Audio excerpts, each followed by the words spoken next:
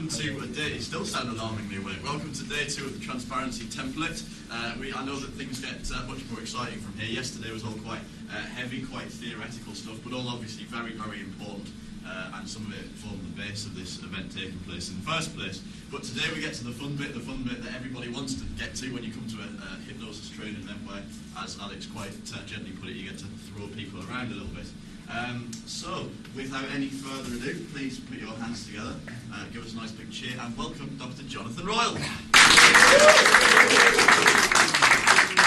I cannot believe how wide awake everybody is on a Sunday morning. It's truly amazing. It's still in my head because I always seem to forget things. That's why this is here. You don't need to look at it. Just to remind me to make sure I bloody tell you everything I said I was going to do. Otherwise, the transparency template as a name wasn't my idea. In fact, to be honest, this course as such wasn't my idea. It was actually Nick's, who spoke to you briefly yesterday. So thank you for convincing me, even though I was a bit reluctant. Right, unfortunately, Rob is right. We are going to be shucking people around a bit. The important things of induction. But as much as, hopefully, from yesterday, you got the idea that, like with the suggestibility test, everything I do anyway, some people have different approaches, but everything the way I do it has some sort of physiological reaction that's pretty much likely to happen, so that then you can make them think that's happening because you've suggested it. It's the same manner with the inductions that we'll go through. I personally only use induction methods that have some element of a physical feeling that the person will feel, that you know for a fact they're going to feel because it's down to what physical movements you made them do. But because those physical movements are unnatural, things you wouldn't do in your normal everyday life, people don't, generally speaking, don't realise that they would feel that way if they did that. So because we know that and we're ahead of the game, they don't know what's going to happen, we can then phrase our suggestions or commands, more to the point, in a manner that says those things will happen, so they come to believe that they happen because we said it. And it's the same with the induction. And I also want to make sure that the inductions have got an element of disorientation in them, as we said, so that suddenly perhaps feel a bit dizzy, or they suddenly feel like, why the bloody hell am I falling backwards, or why did I suddenly move in that direction? So that the mind has got so much going on, there's so many things happening at once. It's not just like staring at one light and the stereotypical, your eyes are getting so heavy and so tired. And yet, sooner or later their eyes would get tired looking at the light because it just strains the eyes anyway. And if they're suggestible, yeah, sooner or later they'll close their eyes. But you may as well just cut to the chase and say, close your eyes. Because that's all you pretty much achieve at that point. If the person's going to be compliant, they're going to be compliant. Now this is the strange paradox. So I still need to tell you some, well, not theory, because theory is something that might work. I would classify these as facts that I found definitely do work over the past 20 years.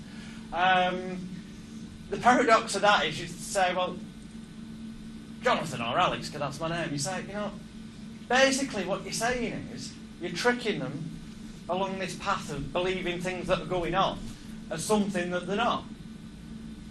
Which is true, that is what I'm saying. So then you might say, well, in that case, surely there's going to come a point where, even if it is after they've done whatever comedy routine or whatever, that they're going to walk away and re-examine it all and think, what the fuck was that all about?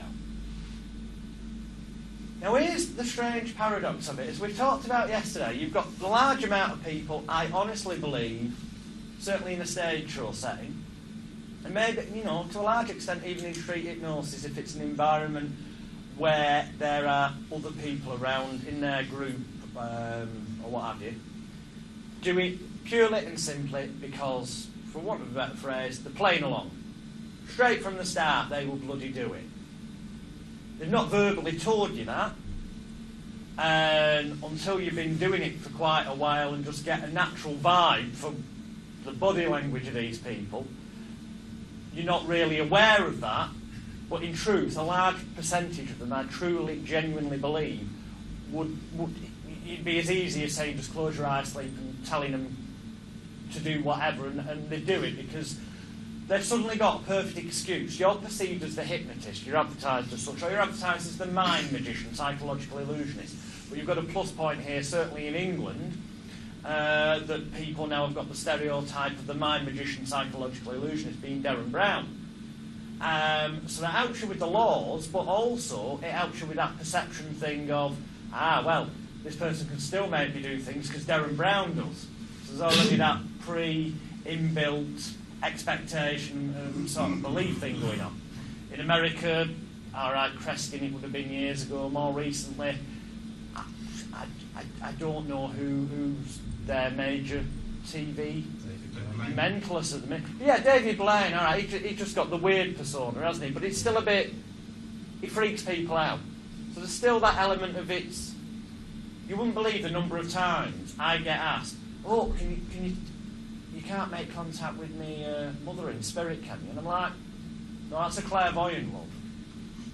And the general public sort of band together magic, mystical stuff. They band it all together. That's their misconception. Now, you've got a choice. You can either tell them they're completely wrong, or go with it and use it to your advantage, which personally is the route I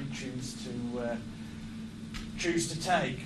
So, other than the people who would naturally have done it right from the start because of the karaoke syndrome and what have you, once you've got more than one person, so this is probably more relevant to stage hypnosis than street, once one person is reacting,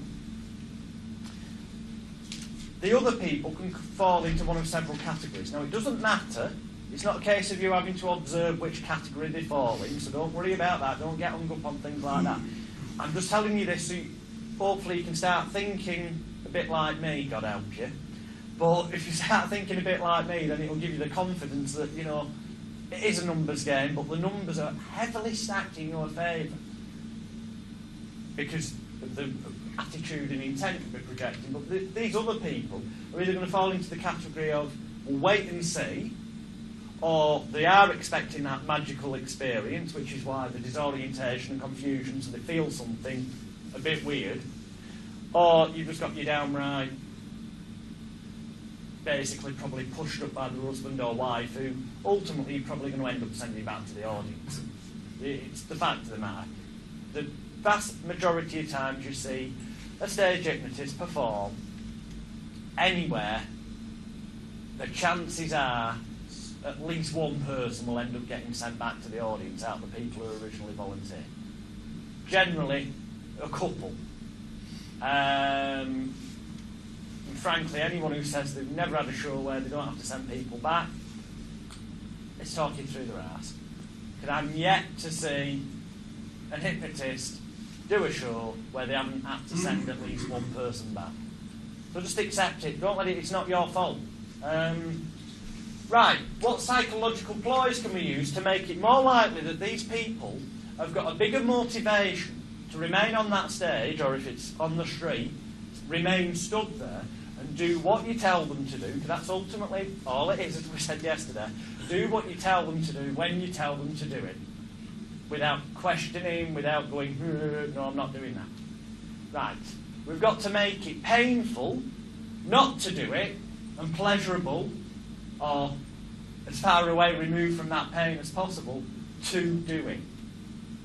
This is the way I think about it. I'm not saying this is right, but this is the way I think, forget about whether or not you've got them hypnotised or not. You want them to do things, you want the people to believe they've been hypnotised, you want this person at the end to be stuck in a position where their friends and family, or whoever's witnessing it, when they say, oh, why did you do that? Do you realise he had you hypnotised out of it? This person needs to be in a psychological point where they're less likely to turn around and go, oh, I'm just playing along. But even if they did turn around and say that, the mates aren't going to believe it because of that dual reality thing that we talked about yesterday. And they're going to end up going, yeah, but no, you wouldn't normally do that. Why would you? Don't be daft. Why would you do that? So then they'll probably shut up about it. We're actually manipulating not just the person. We're manipulating the entire situation, the audience or the people who are watching. So we need to create a situation where for this person to say, oh, I just did it for the crack, or I felt I had to do it, is the least likely thing to happen. And the way to do that is to create a situation where if they said that, or they don't do what you say when you say it, they look a complete dickhead, to put it bluntly.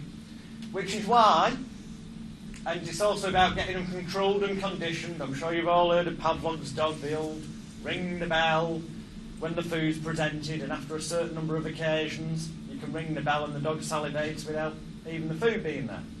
People do get conditioned easily, especially when they're in a pressured situation, which for most volunteers, it will be a pressured situation for them in so much as they're not used to being in front of a crowd. And you've got the authority figure psychology going on already. So without doubt, the most important phrase, and if you think back when I go through these phrases, you'll remember that I was using a lot of them yesterday, even when I was doing suggestibility tests. But they're even more important with so-called inductions.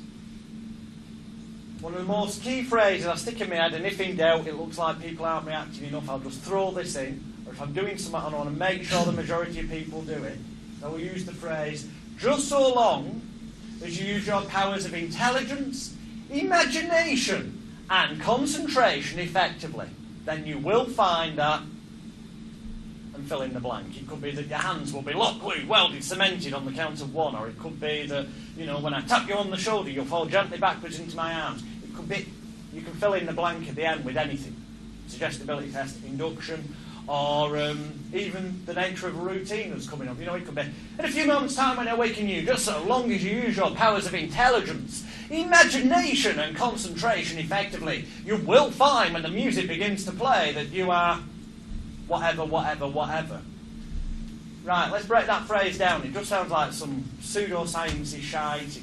It goes over the audience's head. What you are essentially saying is, if you don't do what I'm about to tell you, you've got no intelligence, no imagination, and no concentration. Which, if you had none of them, it basically means you're thick as pig shit. Right? Now, they may not consciously decipher this, but believe me, on some unconscious level, they will decipher the fact that what you're essentially saying, in front of the audience that are watching, you're essentially saying, if you deciphered it, you're saying, do what I fucking say, otherwise you're going to look a dickhead, and I'll make sure you do. If you did that, the audience might get a bit upset. I think it's a bit of victimisation, especially the friends of the people. So it has to sound a little bit more acceptable. Hence, just so long as you use your powers of intelligence, imagination and concentration effectively. And as I say, you can fill in the blank at the end. This means that your hands will up. This means that you'll fall backwards. This means that you'll be the greatest Elvis. I wouldn't use it for every single routine, and neither would I use it for every single individual. If they're quite clearly being very responsive, then common sense, this is for focusing on people that you've not yet got as responsive as you want. Or when you're using a full crowd, you'll remember with the suggestibility test demos yesterday, I used it with all of you because obviously at that time you've not got that close interaction. So that is a very, very, very important phrase. The next one, especially when it comes to inductions, that is, or routines, it'll become clearer as we go along. The next incredibly important phrase is just so long as you keep your eyes tightly closed at all times. Just so long as you keep your eyes tightly closed at all times, and then you can fill in the blank at the end. So, example. A suggestibility test, it could be, okay, close your eyes, your left hand's getting lower, your right hand's getting higher, the light and heavy hands with the balloon and the books. And just so long as you keep your eyes tightly closed at all times, it's a sign and a signal to you that the leather-bound library books are getting heavier and heavier and the balloon's getting lighter and whatever waffle it is you're coming out with. Because in that context, you want them to keep their eyes closed because then there's less chance of them being able to keep their hands together. So you get your end result. With an induction, ultimately, as long as they keep their eyes closed, for all intents and purposes, from the audience point of view, eyes closed means they're hypnotised. That's how the people watching perceive it. So what you're blatantly saying in front of the audience is, keep your eyes closed unless I tell you, because it'll look good. That's essentially what you're saying, but in a manner where it doesn't look like, it looks more innocent. It looks part of the process of hypnotising them, like it's an important part of the ritual.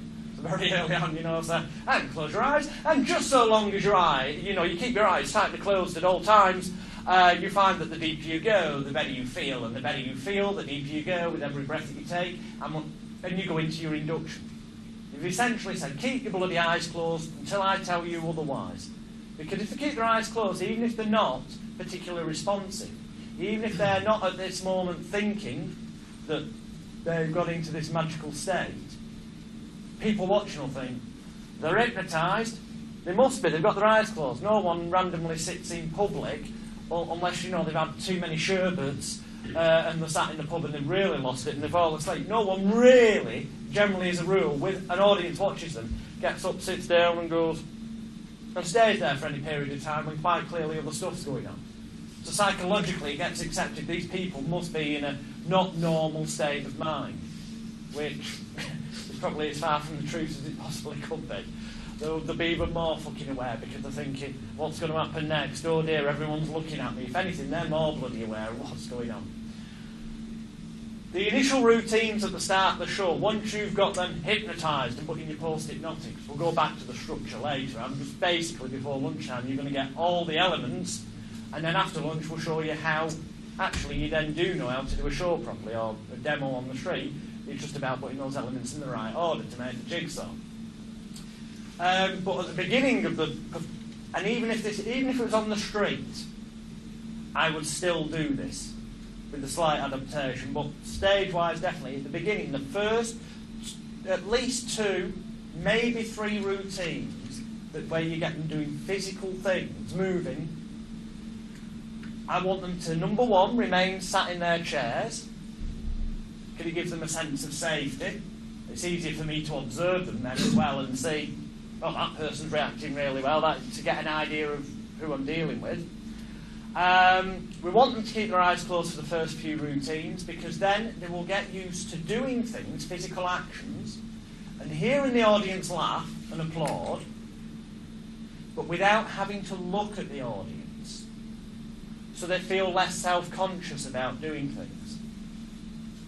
So they become conditioned then to doing things when you say, hearing the audience laugh and applaud, because you'll make sure after each routine you go, give them a huge round of applause, they're fantastic. They're using their, and I say this to the audience, like, they're fantastic volunteers, and they're using their powers of mind tremendously. Give them a round of applause, which gets perceived as, to these as, I'm fucking good, I am. It's great ego boost. And that good feeling inside makes them want to continue. This is basically just human manipulative psychology, which, fuck me, that phraseology is on the insurance policy. You're definitely covered for this, because this is what it is.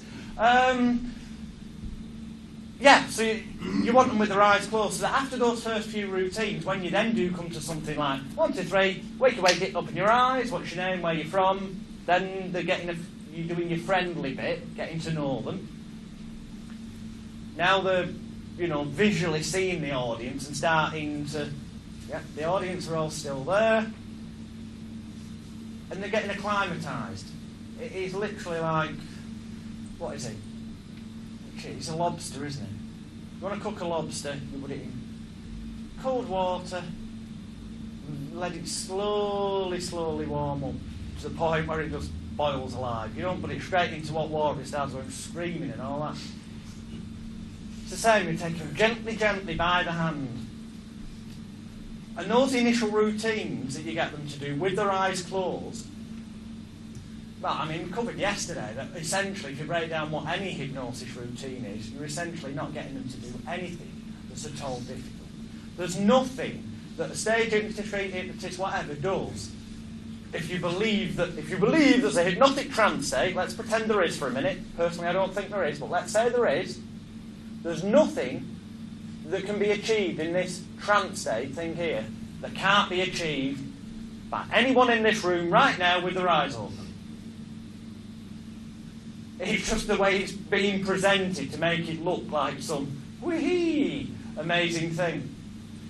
So, but the earlier on in the show, we want to build them up slowly. We don't want to start off right at the beginning, you know, overkill.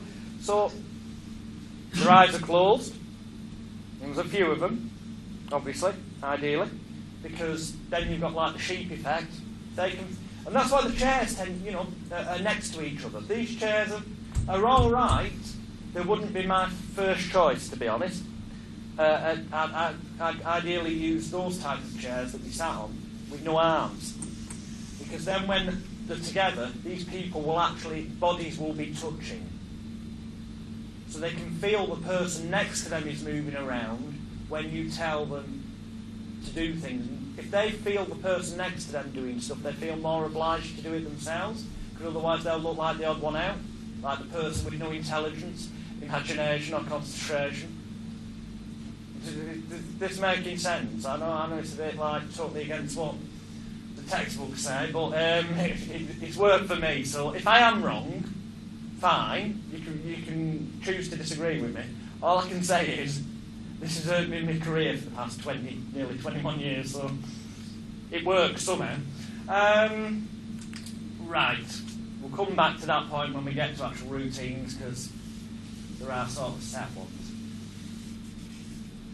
Anyone and everyone, whether on the stage, street, whatever, they must know when you are giving them a command. They must know it's for them. I've made the mistake when I've been, you know, in the past when I've been busy and I've gone, you know, in a few moments' time when you awaken, and I have tapped the person who I want to do it. But because I hadn't previously said that I'm only talking to you if I tap you on the shoulder, when the music played, everyone bloody reacted because they didn't know it wasn't meant for them. So it is about thinking ahead. So, you know, it's either I'm only talking to you if I tap you directly on the shoulder, or indicate otherwise. Because you might do a routine that's all men, so you can literally just say, can't you? I'm talking to all the men on the stage. Which can be quite funny when it comes to the routine and one random woman jumps up with them. It has happened. When that does happen to you, the quick line to come out with, so it looks like an ad-lib, is, well, one of two: either pretend to speak to her, excuse me, and or apparently she said she's the one who entertains all the men. Or the sex change went fucking well, didn't it? It will happen. But that's because sometimes people do mishear. That's why you want to make sure any suggestions you give are clear, concise, but very descriptive. But I'll return to that point later. So they must know. There's got to be no doubt. It's got to be plainly obvious to them what you want them to do, when you want them to do it, and to an extent, enough of a suggestion or idea there of how to do it. But you're not going to tell them every action, because what makes it mildly entertaining, sorry to the general public, hugely entertaining, mildly entertaining is the fact that, you know, you're not going to tell them exactly how to do that can-can dance, so some of them could be really bad dad dancers when they're trying to do it, you know? That's where the so-called entertainment comes. Okay. Textbooks would call this like loop suggestions, because it sets off a loop. You say one thing, it leads to the other that leads back to the beginning. You set up a constant circle. Now, lots of textbooks will say, you know, once you've got the people under, you really need to concentrate on deepening. You've got to make sure they're at a certain level. Only certain types of hypnotic phenomena can be displayed with certain levels of trance. That's bollocks. People are either cooperative or uncooperative, in my world. And if once you get past, the only rule of thumb I say is at the beginning, yes, do a couple of the routines with the eyes closed just to get them used to the laughter and applause and to being animated in this weird environment. But after that, fuck it. You should be able to, if that person appears to be responsive, you should be able to do anything and everything if you phrase it right. Especially if you are using ploys like this, which frankly most most all street hypnotists don't, and a hell of a lot of stage hypnotists don't as well, where you are ensuring you are making that situation psychologically one where they know deep down they're going to look a bigger tit not doing it and getting sent back to the audience than staying there and doing it and getting the applause and having the excuse afterwards that, what, I did that, did I? Damn. Well, I must have been hypnotised. Well, it's not my fault. He or she made me do it. They've got the perfect excuse. They get out clothes to do whatever they want, to bid the child for the day. You know? It's perfect. And some people, after shows, or hypnotic experiences wherever, this is why you get the contradiction, because every human being is different. But if hypnosis was something that people say it is, a definite state, then surely, just like the majority of all people experience sleep at night in the same way, going to sleep, wake up, some people, sometimes you have a restless night, there'd be a pattern that everyone, the majority, followed. If there was this trance state, I believe. But because it is, I believe, just human manipulative psychology, this is why some people will say after they've been hypnotised, I remember everything that happened. I just couldn't stop myself from doing it. And other people will say, oh, I don't remember a thing. What did I do? Why is this?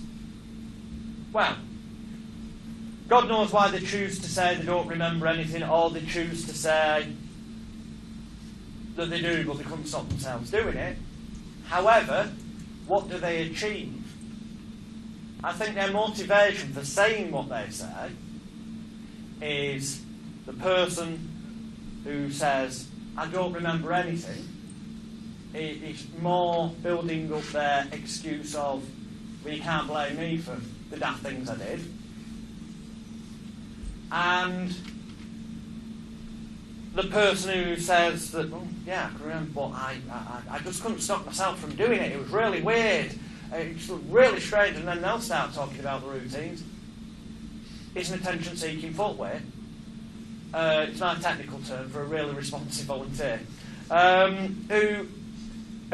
Who still wants that excuse that, they were hypnotised, but they couldn't stop themselves doing it. But because they can remember, that means they can engage and steer that conversation afterwards with their mates so that it's all about them and they're getting even more attention.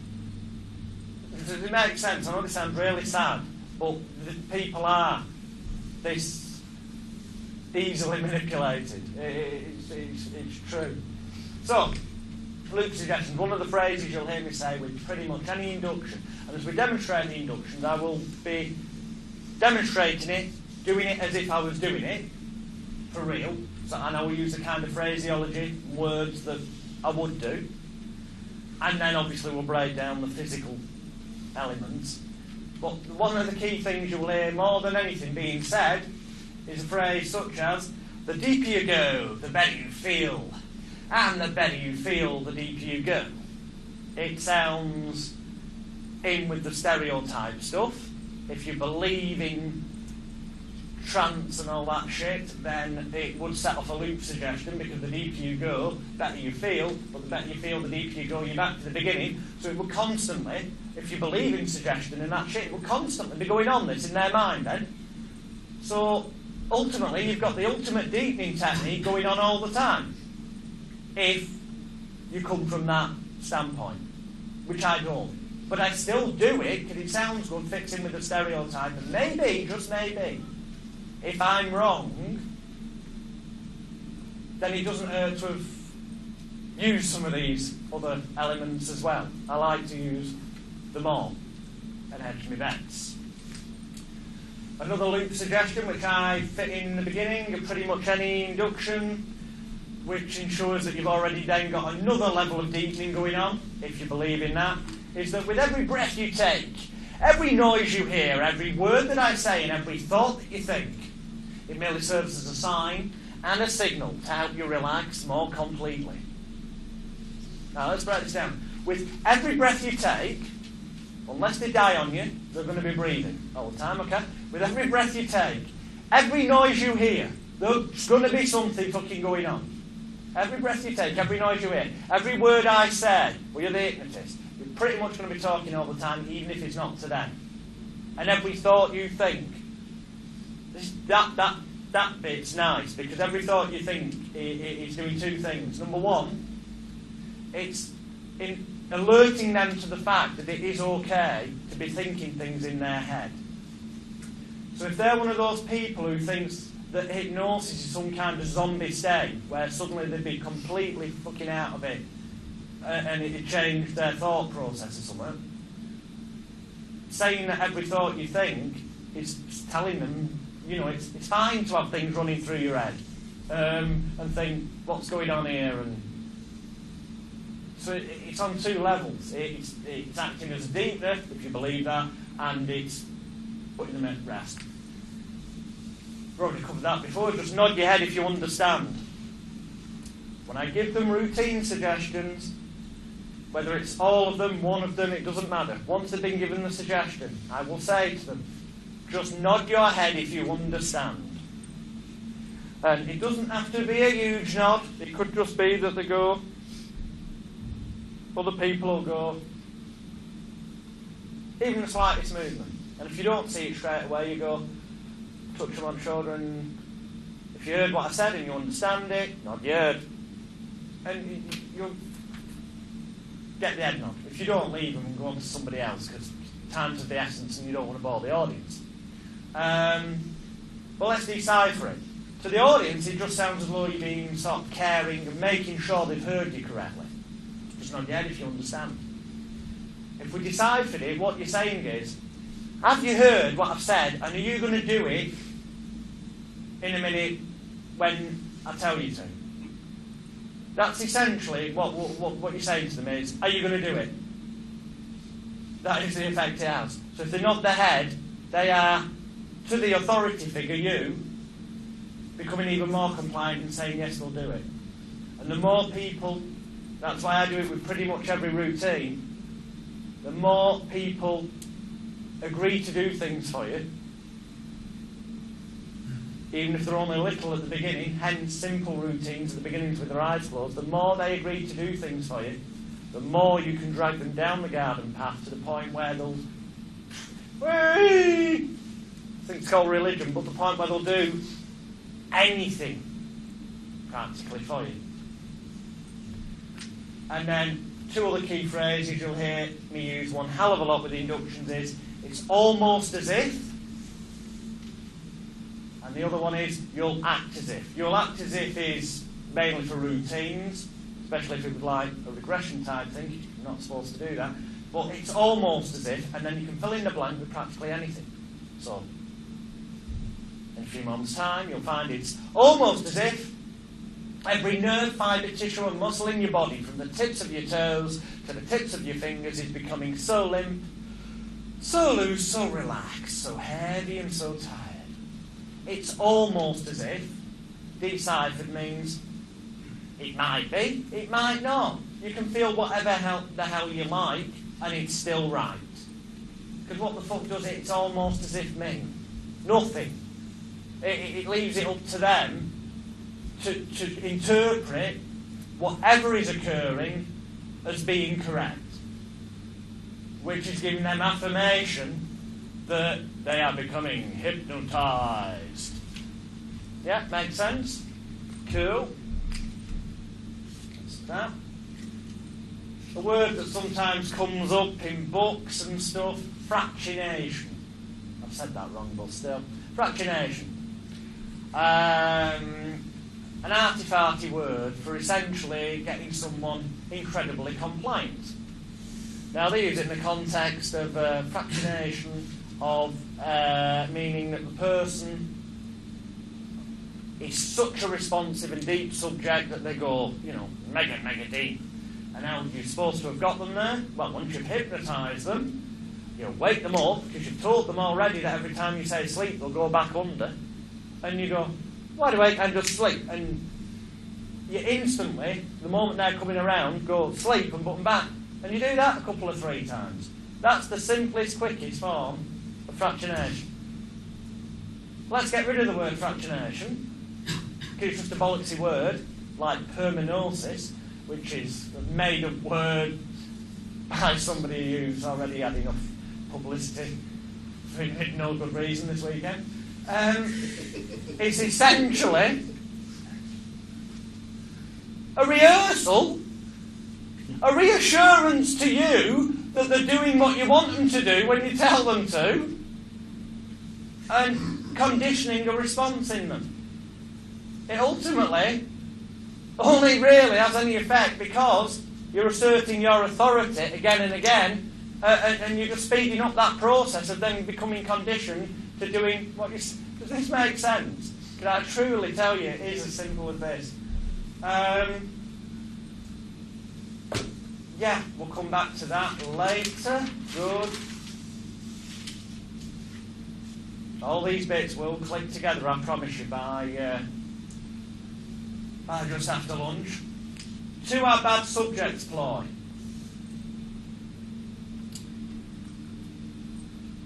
You slightly adapt this, obviously, because if I call it 2 are bad subjects ploy in the written course notes that come with this course, but if you've only got 2 volunteers in the first place, I suggest you narrow it down to the 1 might be a bad subject ploy, otherwise you've not got any volunteers left.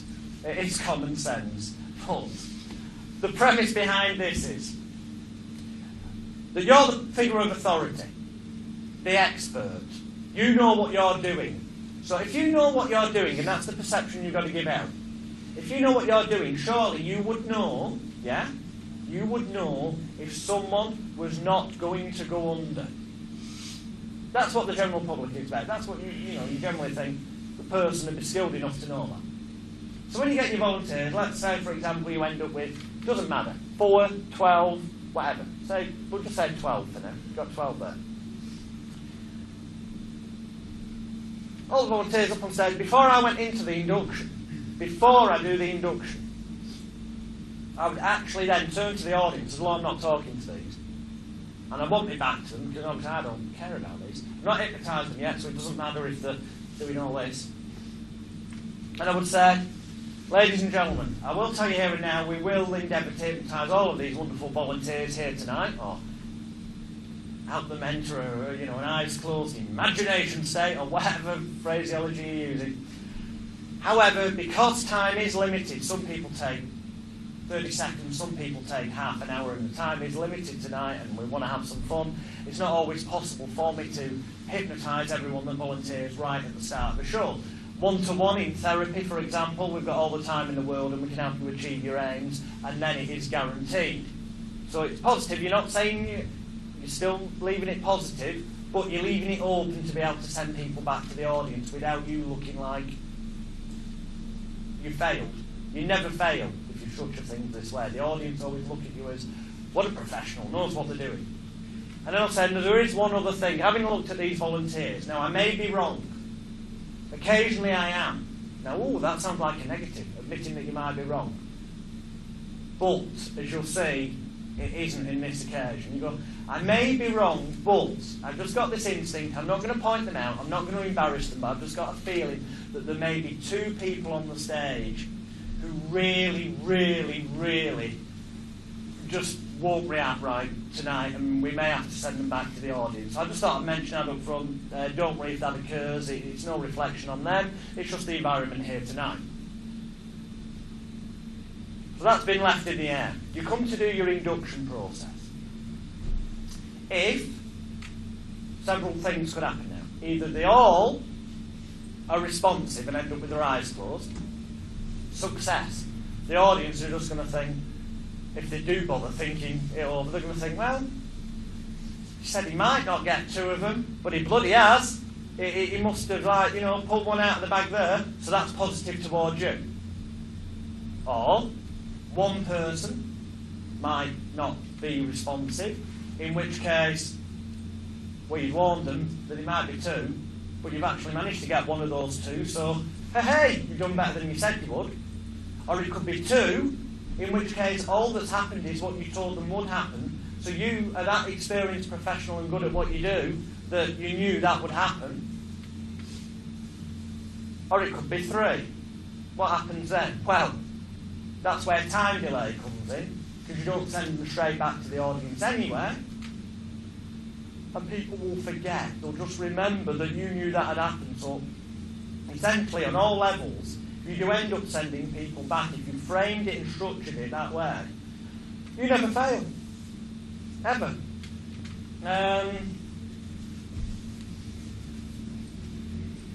Right. Effective pre-talk. We mentioned yesterday that, well, certainly where England is concerned, there are elements you've got to stick in for the 1952 Hypnotism Act to cover. That is not so relevant, obviously, if you're operating for research and scientific purposes, because you're exempt from the 52 Act, although I would say it is best practice to put those things in that we talked about. So, I am going to now, because we have got time for this, I am going to walk to the side, come on as if it's the start of a show, and do, if you like, the opening bullshit. Now, this is not the opening pattern that I use anymore, which you'll see if you ever see any of my show DVDs. In fact, I walk out on stage and start telling the most offensive jokes you've heard for about 10, 15 minutes or so, and then essentially just ask for volunteers, and it works or it doesn't. It's one of them, I don't give a shit. And that sounds flippant, but by the point you get to that state of mind, the chances are it really will work for you, because you're just transmitting that, you're so,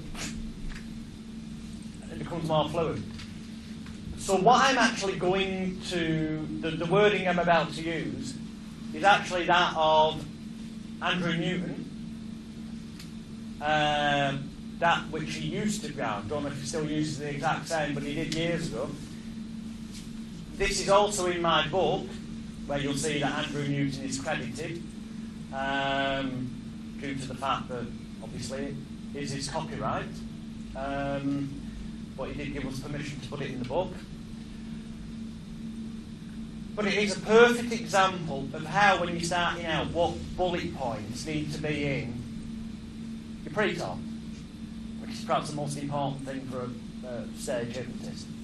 Now, street hypnosis will come to after for the pre-talk, because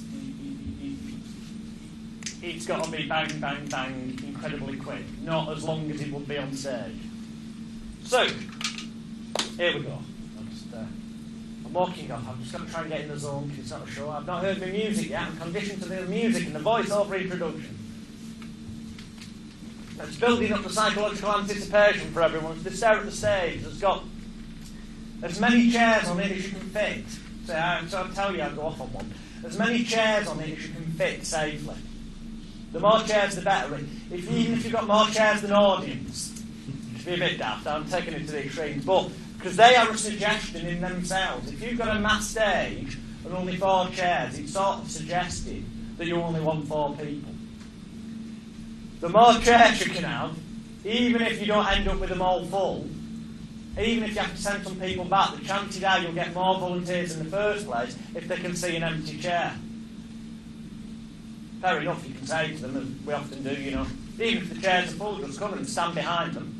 But it's easier to get things started with the chairs empty. So, okay. Spotlight's down on the stage, perhaps it's dim, so it's a bit mysterious. The music's very loud and stirring. The stereotypical, every man and his dog used to use it, was Thus Spoke Zarathustra from 2001: A Space Odyssey. I'm not even dead. Go on the internet. You really don't want me to do a really crap impression of the music. I use a totally different approach here. It's very more bold, loud, stirring, dramatic. You're building up that expectation. It's going to be that strange, spooky experience that they've been expecting. Ladies and gentlemen, put a new voiceover. Right now, they're always stereotypically. Ladies and gentlemen, please welcome live on stage, world's #1 hypnotist, and then the name. Everyone is either the world's #1, Europe's greatest, the world's fucking fastest, Why? Well, because it's what the audience want to hear. They're probably sat there, some of them, honestly, and thinking, bollocks, the guy I saw on holiday was much better. Or, fuck off, Paul McKenna's more famous. But it doesn't matter. It's got to be that over-the-top. It's got to be that element of arrogance. It's got to be because you are the hypnotist. Which apparently, oh, bloody hell, I ask you, don't you love how people appropriate things? Claudia is on. Anthony Jackman says, it's important I teach you to be the hypnotist. Oddly enough, so does Jonathan Chase, who, oh, that's right, taught Anthony Jackman on the stage side, yeah. But oddly enough, so did Delavar, who Jonathan Chase was very good friends with. That would be the same Delavar who originally taught me and gave me the rights to sell his stuff. You've got a copy of his original. The original stuff that taught me is on the disc that you take away with you, comes with this course. You'll say, none of it's new, that's just a side issue. Anyway, here we go, right, finally getting there. Please welcome the world's #1 hypnotist, Jonathan Royal. That's where you go. Good evening, and welcome to what's going to be, for most of you here this evening, I'm sure, a truly interesting, informative and entertaining hour or so. Now, the reason I say most of you is because obviously many of you here tonight will be hypnotised. And for those of you who are hypnotised, it will be a truly relaxing, enjoyable, if somewhat slightly unusual experience. Now, although you'll hear me say the word sleep rather a lot tonight, none of you will actually ever be asleep. Or at least I hope you won't, because if you're hypnotised, you'll be fully aware of everything that's going on around you at all times. It's just you'll have this overwhelming desire to do almost everything and anything I say. Now, the reason I say almost everything I say is because it is impossible, that's true, it is impossible to make anyone say or do anything that would totally contradict the morals or the values. So ideally this evening I'm looking for about a dozen people to fill these chairs who've got no morals and got no values. All the time, I've lost my track now because you looked at me. You can tell this isn't a real show, can't you? We've got no morals and I've got no values. Having said that, if you are thinking about volunteering for this evening's show, there's a few things I need to run past you by law. Firstly, please do not volunteer here tonight if you're asthmatic, epileptic, clinically depressed, suffering from heart conditions, or if you're pregnant. Well, if you're not pregnant, see me after the show, ladies. I'm sure we can sort that one out. Also, do not volunteer if it's in your mind to come up here and go, you're not hypnotising me, because quite simply you'll be wasting my time, your time, and everybody else's time. Because time is limited tonight, unfortunately, given the short space of time available, it's not always possible for me to hypnotise each and every individual that comes up at the start of the show. That's just because of the short amount of time.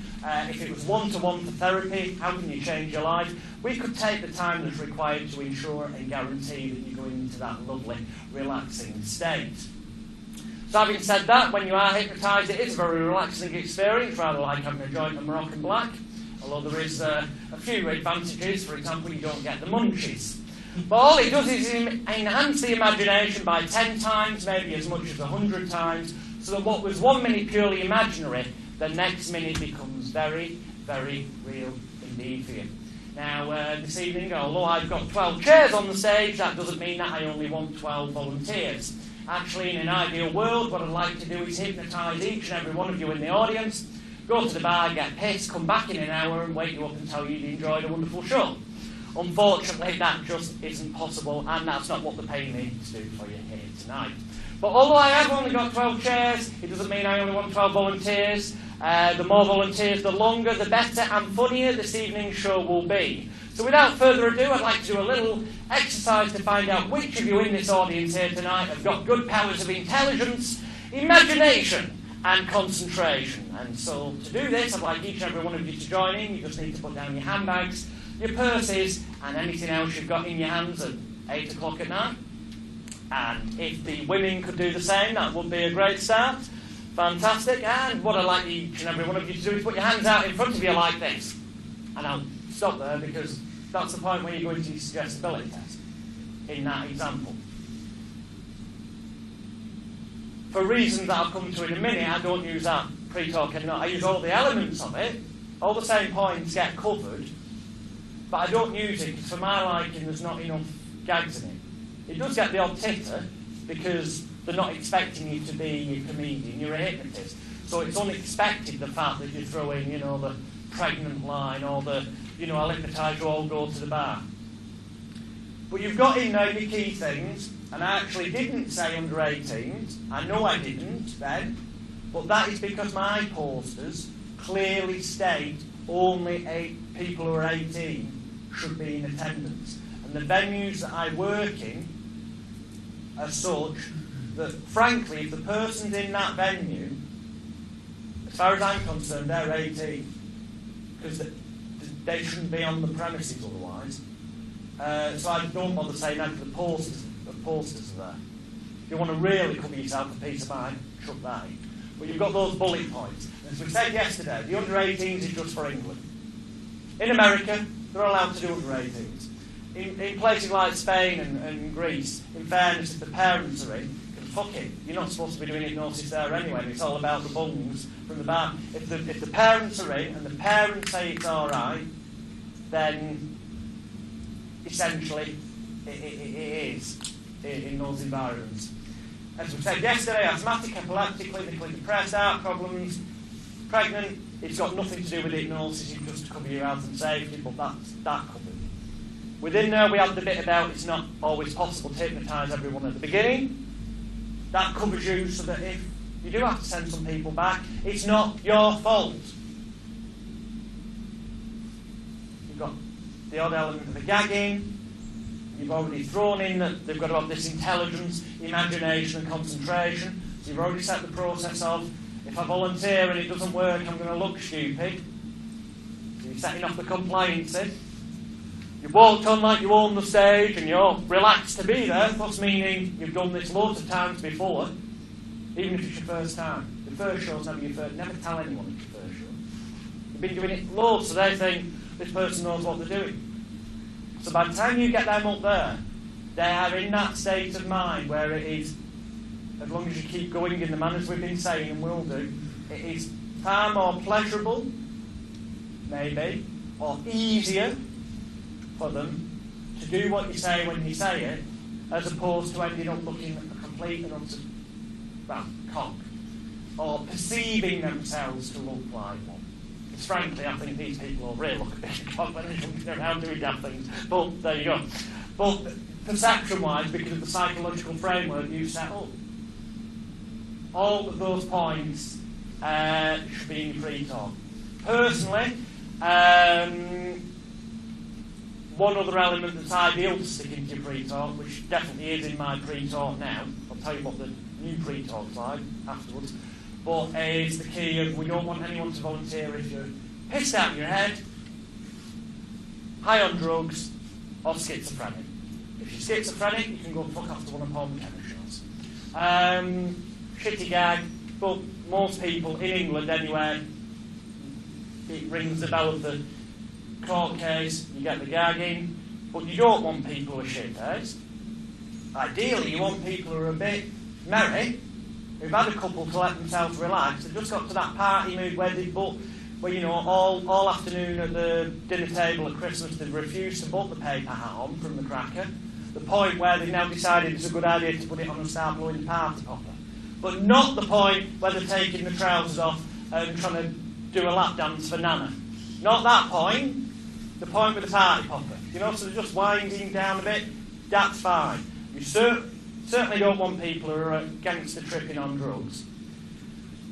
They do some fantastic reactions for routines, because I've had it happen. Unfortunately, afterwards, when they're on the come down, they forget that they've been smacked up or coked up, and they end up blaming you for feeling bad. So you don't want that at the venue. It's much better just to avoid it in the first place. The key of all this is to make sure that it's never your fault, and ideally you want an element that allays their fears. Well, we did that with that one sentence. Many of you will be hypnotised, and for those who aren't, it'll just be a truly relaxing, enjoyable, pleasurable experience. I've got 5. Oh, that's cool, good. I can round this bit up then before the break, so then we can go on to inductions. I actually now go to the extreme because I've discovered people have become more and more concerned in recent years. I don't know why. It's probably because of stuff on the telly and all these lie detecting programs and, lie to me and stuff like that. But so many people are shit scared that once they're hypnotised, they're going to give away the deepest, darkest secrets. So I actually, in pre-talk now, you say, when you're hypnotised, you won't give away your deepest, darkest secrets. In fact, you become an even better, more creative liar when you're hypnotised. And that's actually got an element of truth in it, let's be honest. They're closing their eyes, they're doing something that's not particularly mystical or special because they want an ego boost and to feel good and they've got the perfect excuse for it. And they're fooling the entire audience, they're lying to the audience. So it is actually true.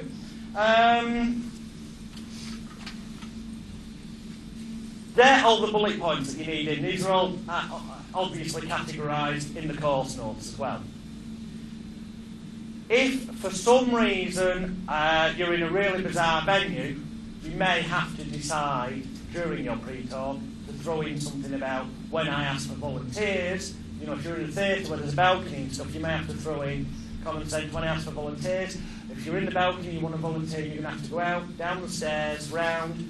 There will be an assistant there, be very calm, make your way to the stage, but in a safe manner, from the health and safety point of view. But that's the case of what's going on at that particular venue. Well, these days, my pre-talk, literally, but this is because I am a bit reckless. I assure you, you should put all these points in. It will start the law of averages in your favour. My pre-talk, I'm not going to do, I'm not doing, I know at the back he's thinking, is he going to do all the sick gags? No, I'm not. We'll pretend that I've done them. So, right, someone should stop laughing. That's the end of racist humour and stuff that I've just been doing. And go, well, indeed, ladies and gentlemen, we're very close approaching that point where we're going to be asking for some volunteers from the audience to take part in this evening's show. Now, because we've only got 12 chairs up here, it doesn't mean that I only want 12 volunteers.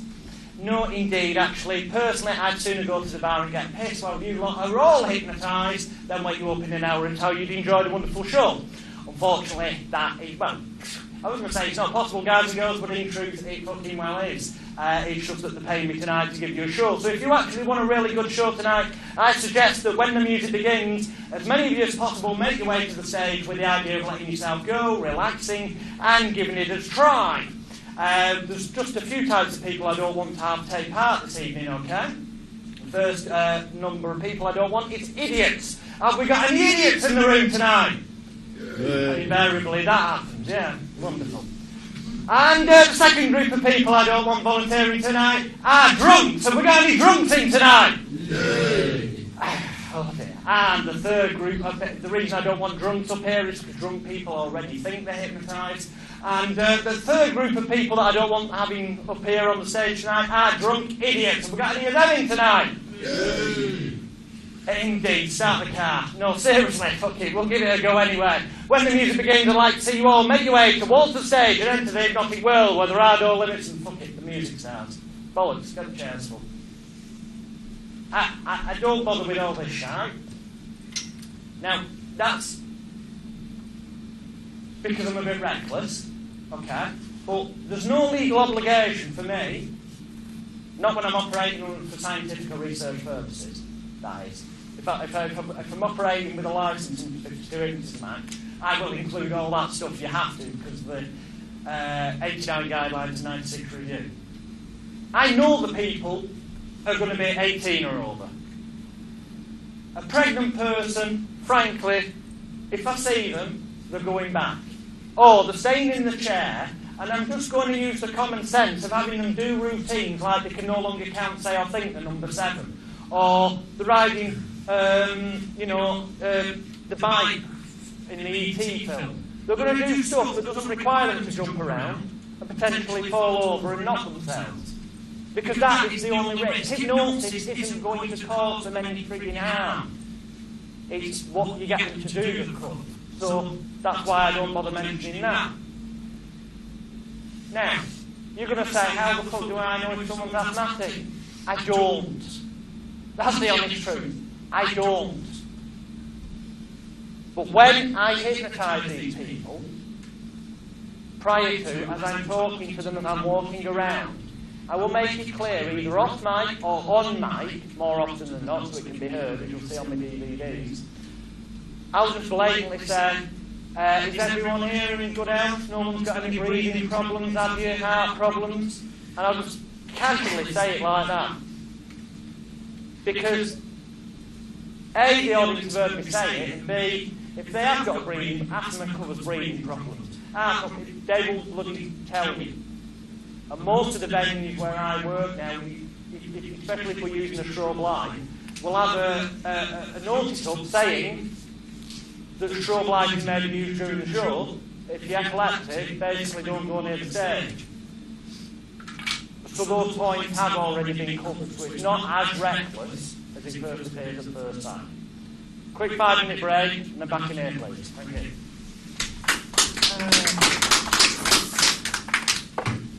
Welcome back. Right, next thing on here. That's my memory jogger. Must be volunteers. One volunteer is worth 100 press men.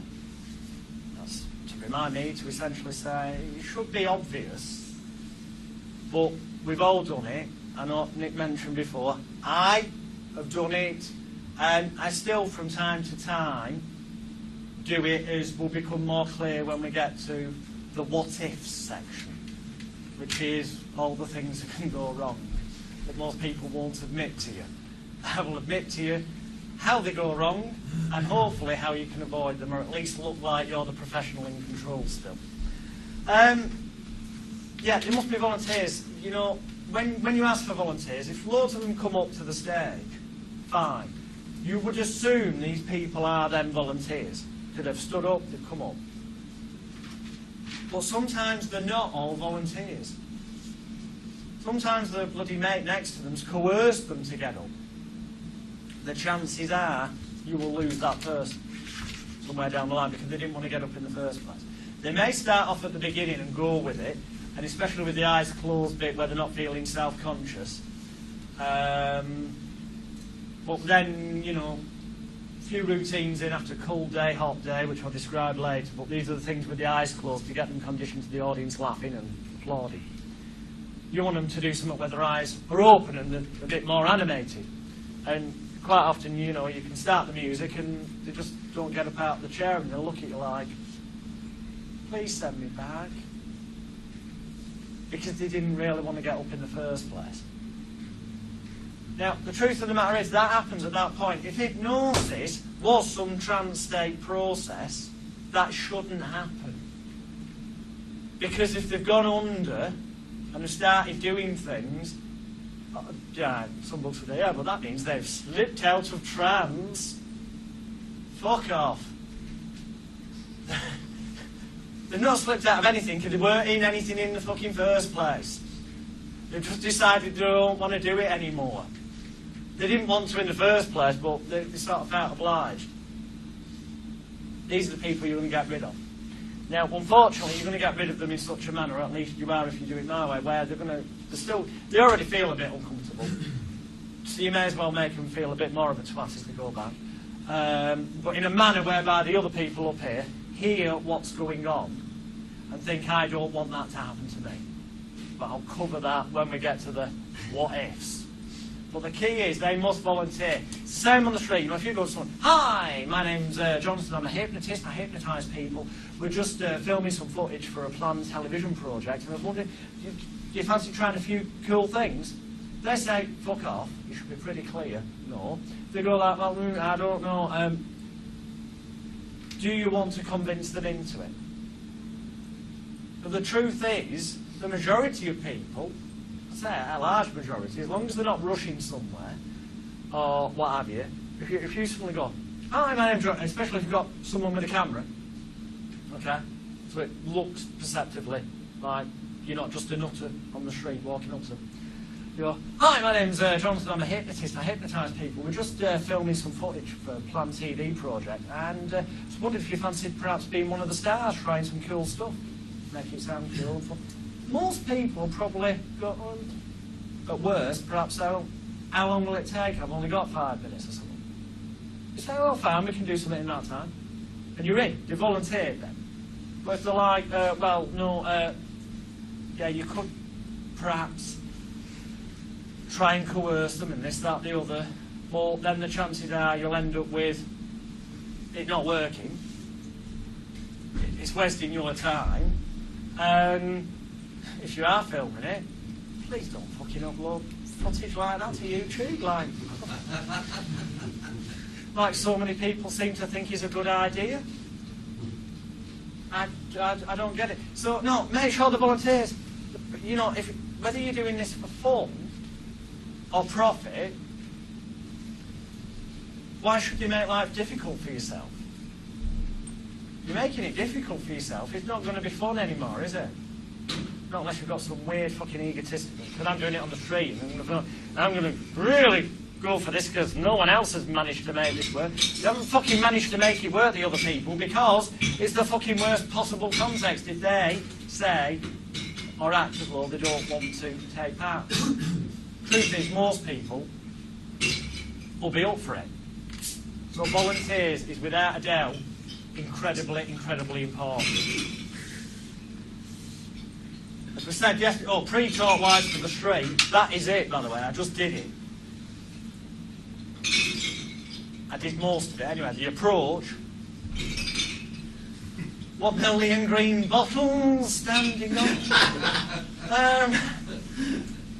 I'm on form today. Right, but it's literally, here I am, this is what I am. So it's, hi, my name, especially when you've got someone with a camera, that's key. Camera is key. That is a key point. Stage shows, all stage shows, I would say, video them. Each and every one. You only need a small bloody digital hard drive camera, less than 200 quid, Argos. It's small, the tripod. Set up here in the corner. People are a bit Dolly Dimple these days. They don't realise that, all right, fair enough, these are broadcast quality cameras. They're a little bit bigger, but not much. But they just see a camera, and if you tell them, and you're not lying, saying we're filming footage for a planned TV project.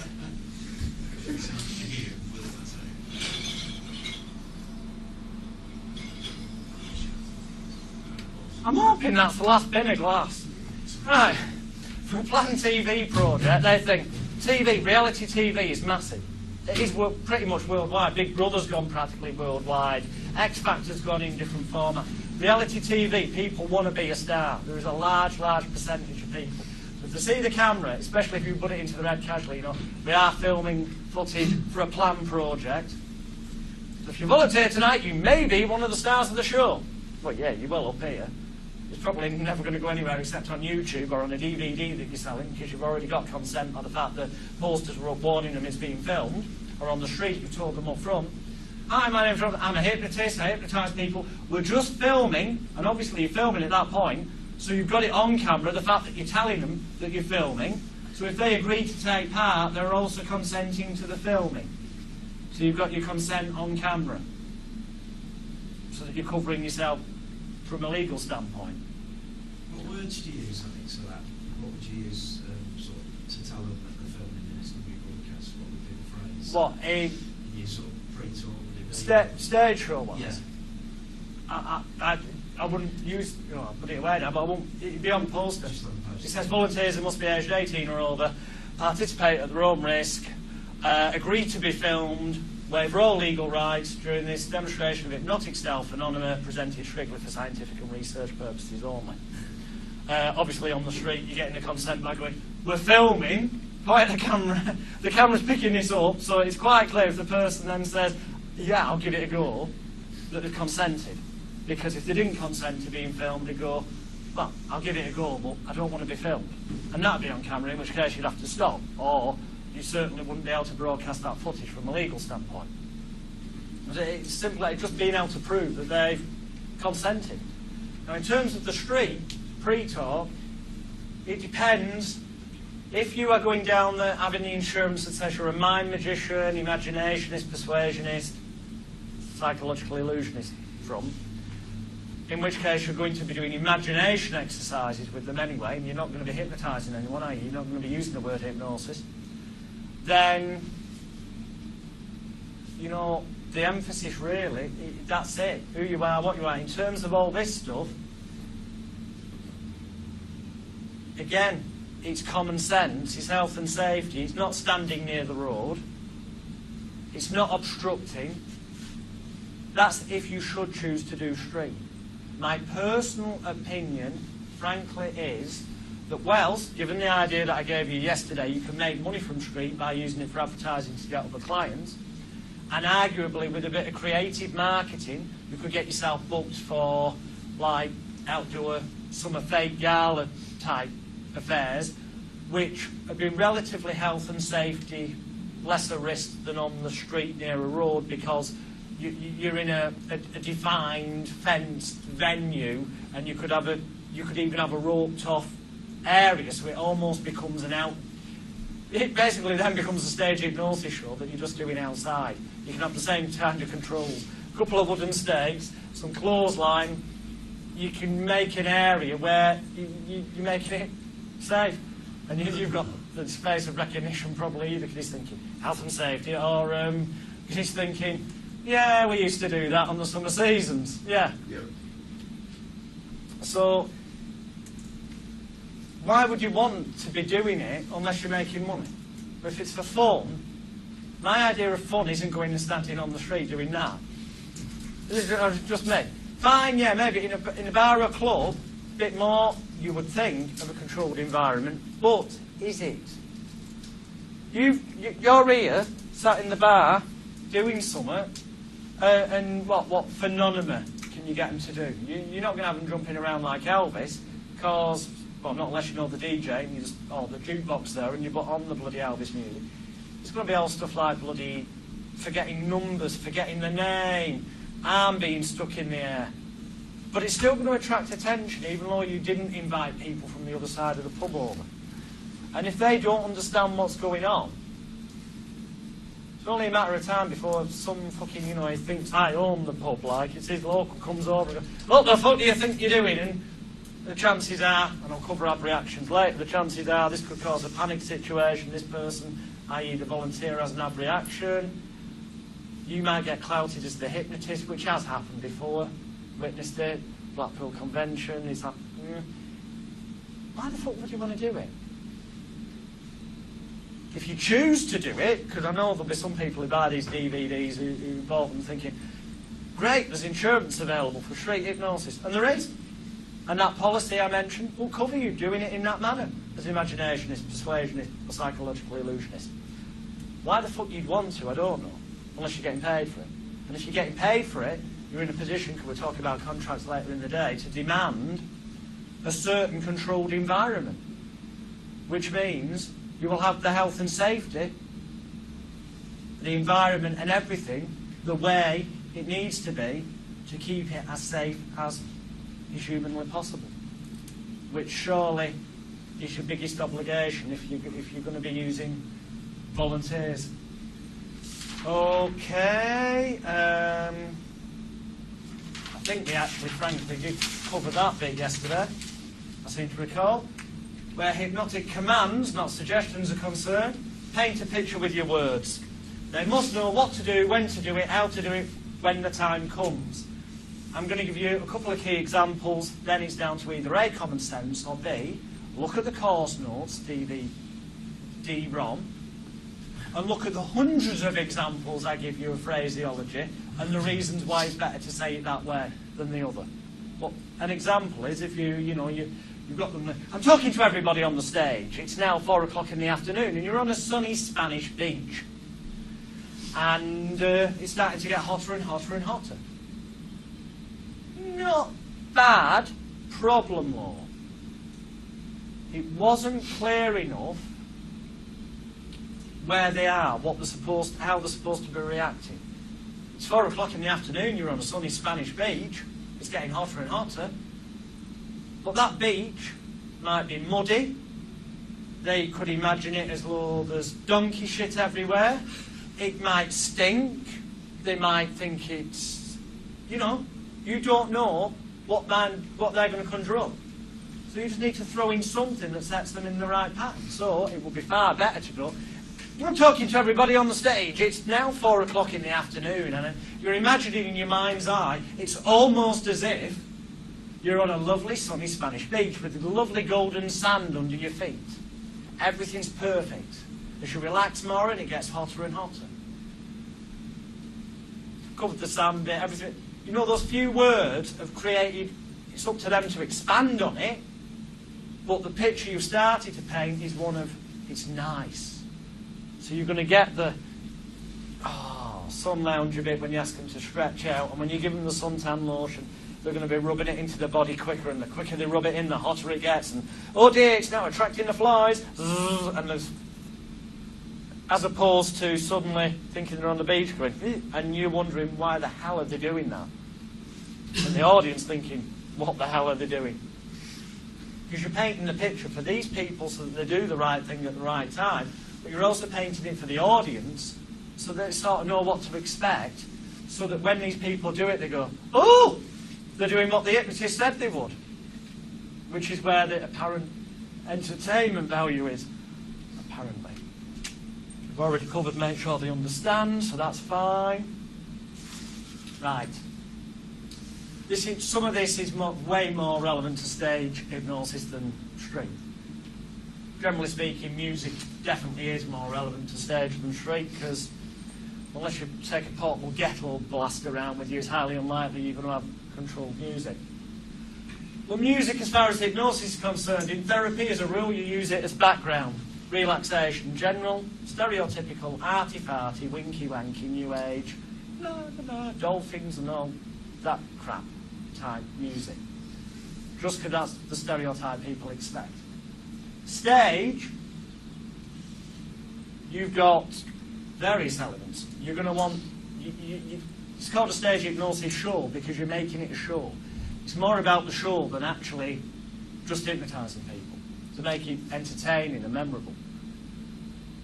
So you want music before you walk on stage. You want a recorded voice-over introduction, the bit that says, ladies and gentlemen, please welcome live on stage, or whatever it is that you structure. And there are contact details for professional voiceover artists on the disc, if you want that to sound really good and clearly not your voice. It just gives that, you know, you're that good, you've got someone to introduce you. Rob's got some great psychology going on with his, for those people who see his Birdcage DVD, in that he's got the guy who, Channel 4 television in England, there's a main voiceover guy, Peter Dixon, who does all the E4 stuff and Channel 4. Basically, if you watch Channel 4 or E4, you'll have heard his voice. Or you go to peterdixon.co.uk and you can hear examples. And people hear that and immediately they're like, wow, he's got the television man doing his voiceover. In the same manner, if you get an impersonator who's a voiceover artist to imitate a well-known celebrity's voice to bring you on, it gives that prestige that, wow, they've got whoever the famous person is that you've got the impersonator to do, you've got them to introduce them. It's all about that perception and building up the belief and the environment. It's show business, it's glitz, it's bollocks.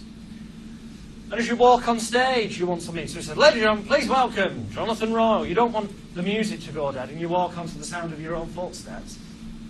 You want music, all right, there should be clapping, but still, nonetheless, I'll tell you, if you walk on stage when you've been introduced and they're just clapping, they will stop clapping quicker than if, when that says, welcome Jonathan Royal, or obviously your name, if then it goes into another track of music that's sort of lively, upbeat, hey, it's good to be here, type, you know, stuff. So it's, ladies and gentlemen, please welcome Jonathan Royal at the end of the dramatic stuff, and then it goes into this upbeat stuff, and on you come over and say, good evening, and good evening. And I guarantee people will clap longer and louder when you use that, rather than walking on without a bit of music. So a bit of music. I tell you now, what I'm telling you in the next 5 or so minutes here is worth 10 times the cost of the course to any entertainer, truly. Doesn't matter whether you're a magician, hypnotist, what. Because some of this has taken me years to discover, and my dad before that, Years to Discover. Some of it I'm about to tell you, my dad got told just as the music halls were coming to an end in England, he got told by Hilda Baker, who was a very famous female comedian and actress at the time. These little tips can make the difference between how the audience perceive you. It doesn't matter how good you actually are, it's how they perceive you. So, there's the professionalism. The voiceover makes you think, bloody hell, he's got a celebrity introducing him. You walk on to the lively, upbeat music. Good evening! And you go to one side of the stage. Assuming you've got a stage in your performance area. You walk on, you walk all the way, well, near enough to the centre, wherever it is. But, right, we're defining this stage area as up to your knee. That is the front of the conventional stage, to put it in perspective, okay? You're, let's say, in the wings here. If you're at a venue where there was no wings here, you might be on the other side. The wings is what they call the side of the stage. So it'd be the same thing, but the other way around. Yeah, I think I don't need to explain that much more. That's common sense. Ladies and gentlemen, please welcome Jonathan Roll. Now, I'd be stood pretty much at the front of the stage, but I'm out of your sight. I'm in the wings. But I'm nearly at the point where I'm at the front of the stage. So as I walk on, I make my appearance. The first sight is that I come into sight from the curtain, practically in line with the front of the stage. Yeah? But the second I do, I'm going to be not heading for the centre of the stage there. I'm going to walk upstage to the centre at a slight angle, so that it kind of goes, and please welcome Jonathan Royal, and good evening! And turn and look at them. It's more visual. It looks like you're working more of the stage. It feels... And then you carry on moving to this side. Good evening. You're looking over here. I'll come to the looking bit in a minute. And then I would turn this way to walk back to centre stage, and then engage in the eye contact of this half of the audience. So I ultimately end up back centre stage. So that everyone's eyes can then be upon you. But everyone in the audience, because when you do look out, you sort of look towards the back of the room. And if I do that, you should all pretty much get the idea that I've looked you in the eye to your perception. I haven't, I'm just generally moving my head and looking in that direction. But it gives you it's making a connection with your audience. And remember, at this point, these people haven't volunteered, so you need that connection. So please welcome Jonathan Royal. You're on slightly here, but you're going to head up there. Good evening. You've got the eye contact there immediately. You turn, you centre stage, eye contact. Move over slightly. You've still got it here, but then you're over there. As you come back to the centre, but all in one movement, as I did before, so it is.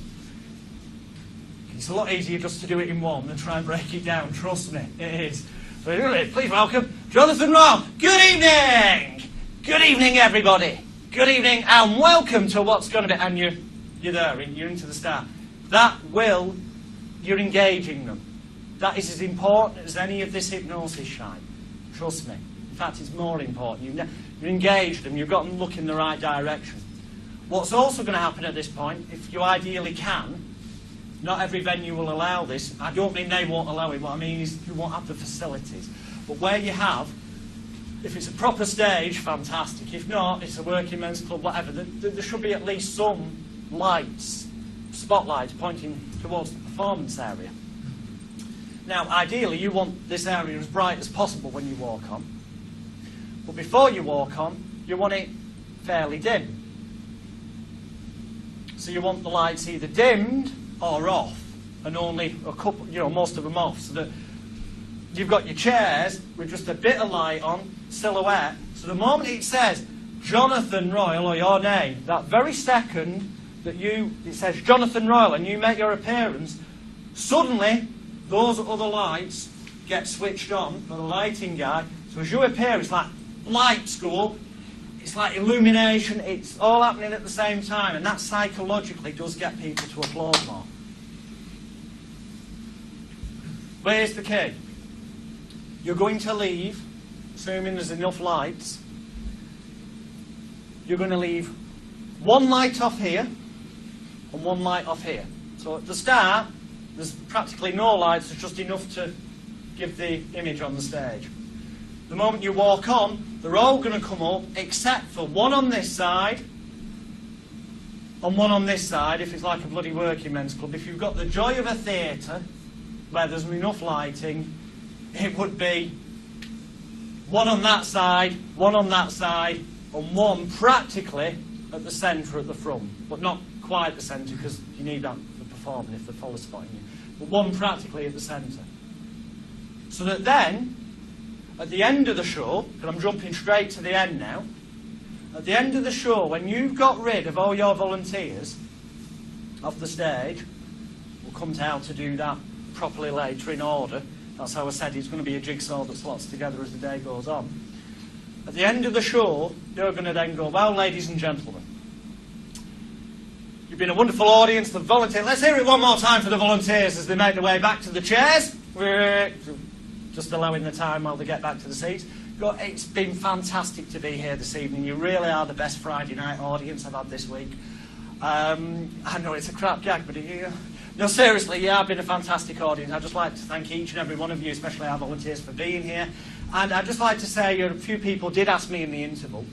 It doesn't matter whether they did or they didn't. I say this because this is pitching time.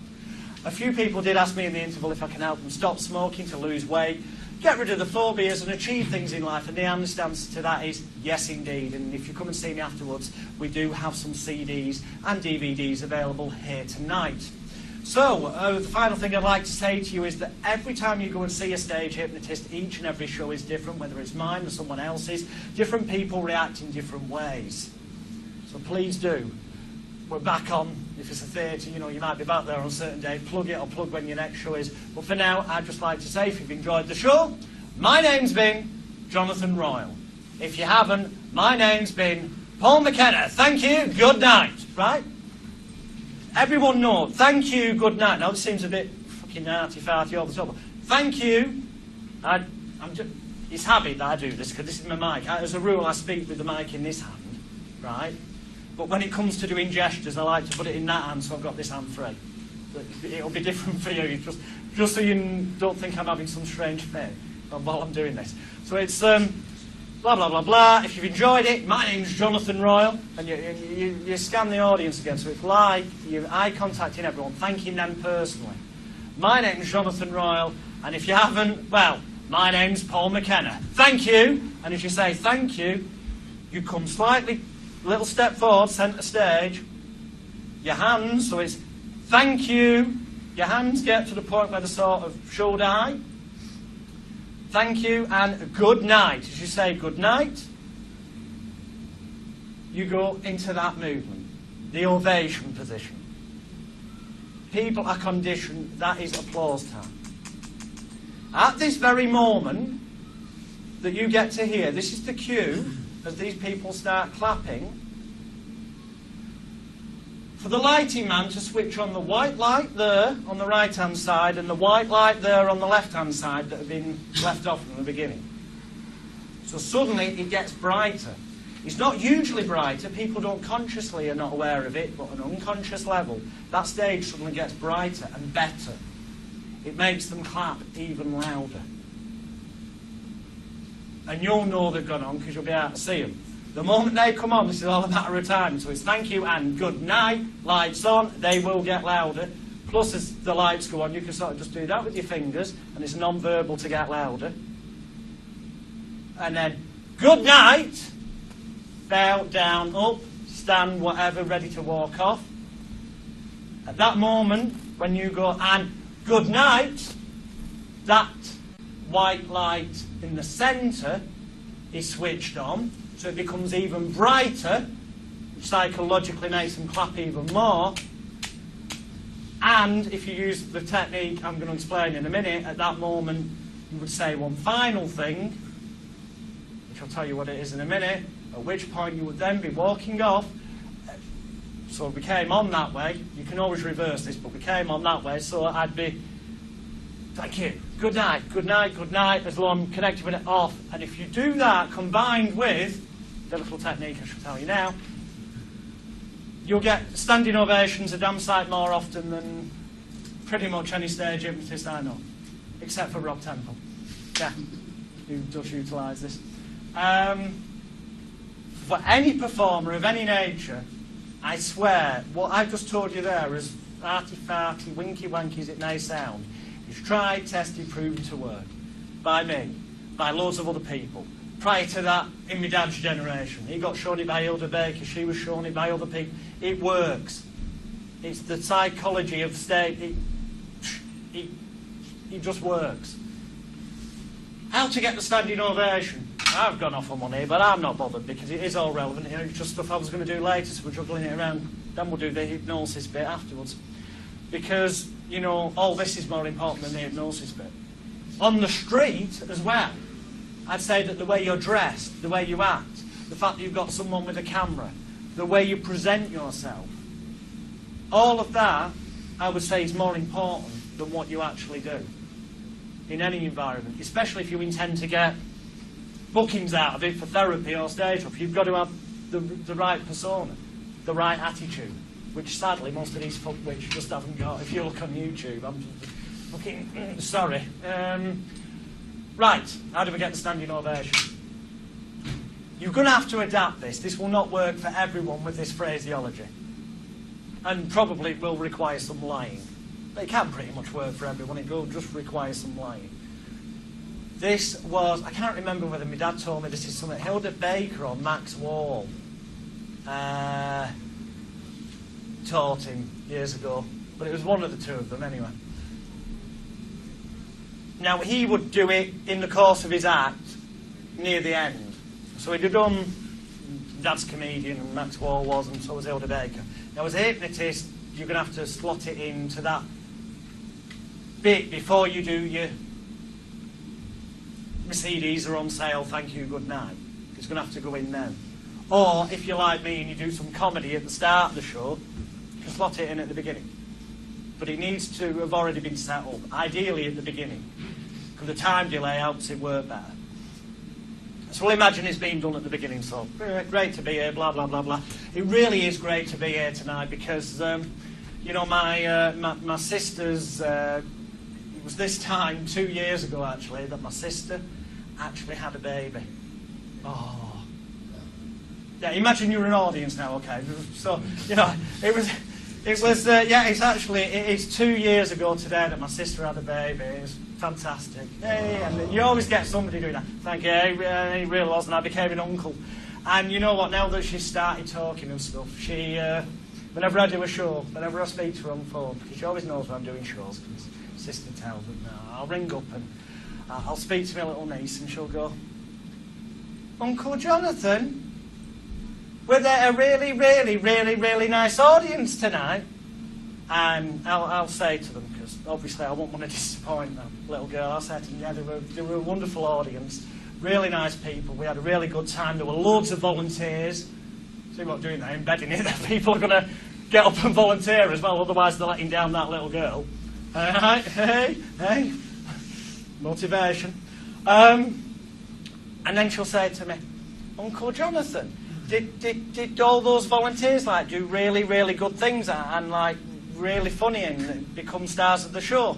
And I'll say to her, yeah, they were bloody fantastic because, you know, obviously we wouldn't want to disappoint that little girl.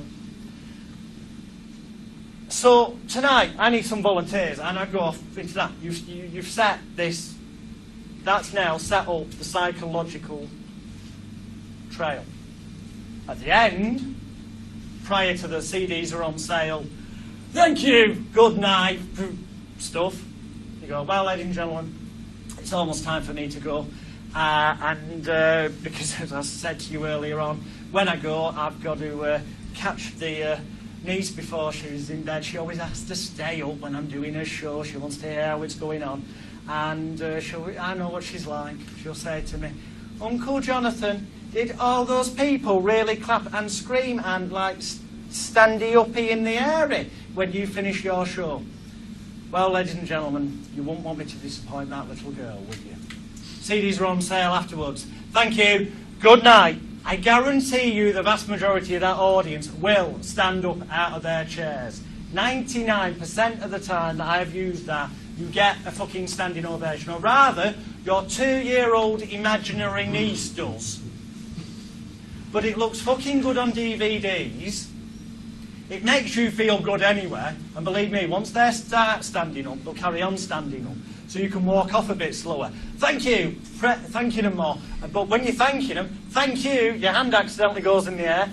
Not like you're going, go on. It's just that, thank you. And that's a non-verbal stand-up as you walk up. And thank you. And I promise you, that will, used correctly, get you standing ovation. Something that is a rarity for stage hypnotists. For a lot of performers, it's a rarity. You use psychology like that with the lighting and things like that, and even if you don't get a standing ovation, they'll certainly clap way louder than they would have done and cheer and all this kind of stuff. And everyone hears everyone else doing that and forgets that you basically brainwashed them into doing it and thinks, everyone's had a fantastic night. And the moment they think that, you could arguably say you've hypnotised the entire audience and they have had a fantastic night. And you will get rebooked, and people are more likely then to, because the feel-good clapping and stuff also releases the endorphins into the body, and when people are feeling good, they spend more. So it's the ideal time to hit them with the back of the room sales for the stop smoking, weight loss, confidence CDs, DVDs of other shows, and whatever other crap you've got for sale afterwards. But does that all make sense? Yeah? I swear blind, you could go to a conventional stage school for 3 years and they wouldn't teach you half as much stuff that's of use in the real world as that short section there. Right. Pre-show and voiceover, we've covered that. Yeah, music during the show, well obviously you have, for the routines. If you did an entire act without, an hour, maybe first half, and then an hour in the second half, or a 90-minute straight through one-off spot, or even a 60-minute straight through spot without music, there may be occasions where you have to if there's a power cut. But, generally speaking, you don't want to because it will get boring just doing routines where people are doing stuff or perhaps talking to you and there's no... The music helps it become more animated. It makes it more theatrical. Think of it as a play. It truly is. Think of it as a play where your actors are only employed by you on the night. And the audition process is the suggestibility tests. Those that pass the audition process are given the chance of the roles on stage. And those that, on the rehearsals, which is the eyes closed routines at the start, don't perform well enough, are not responsive enough, aren't called back to the next audition or next show, so they're sent back to the audience. The ones that are left are the leads. And then it has to be a theatrical experience. There's got to be ups and downs, some really lively stuff, frantic, madness from one mad routine to another, and then down to some more sombre, mellow, you can't count, say, think the number 7. And then after a little bit of that before it gets too boring, liveliness again. And there's got to be peaks and troughs, certainly through the first half of the show. And certainly in the second half, up until about, if it's, say, an hour for the second half, I'd say the first half needs to be peaks and troughs. And then the second half wants to start down here, second half of the second half, right, the final section of the show. I hope that made sense, getting a bit confused. Wants to start sort of here, and it wants to slowly build up, and up, and up, and up, to where the last bit is like just almost bedlam, almost madness, controlled madness, but so it's like more and more's happening, and one thing's leading off to another routine happening, which I'll talk about shortly, and one thing's setting off another, and then another. So there's less and less of this sleep, this is what you're going to do in a minute. There's more and more of having given them loads of suggestions and then them doing it.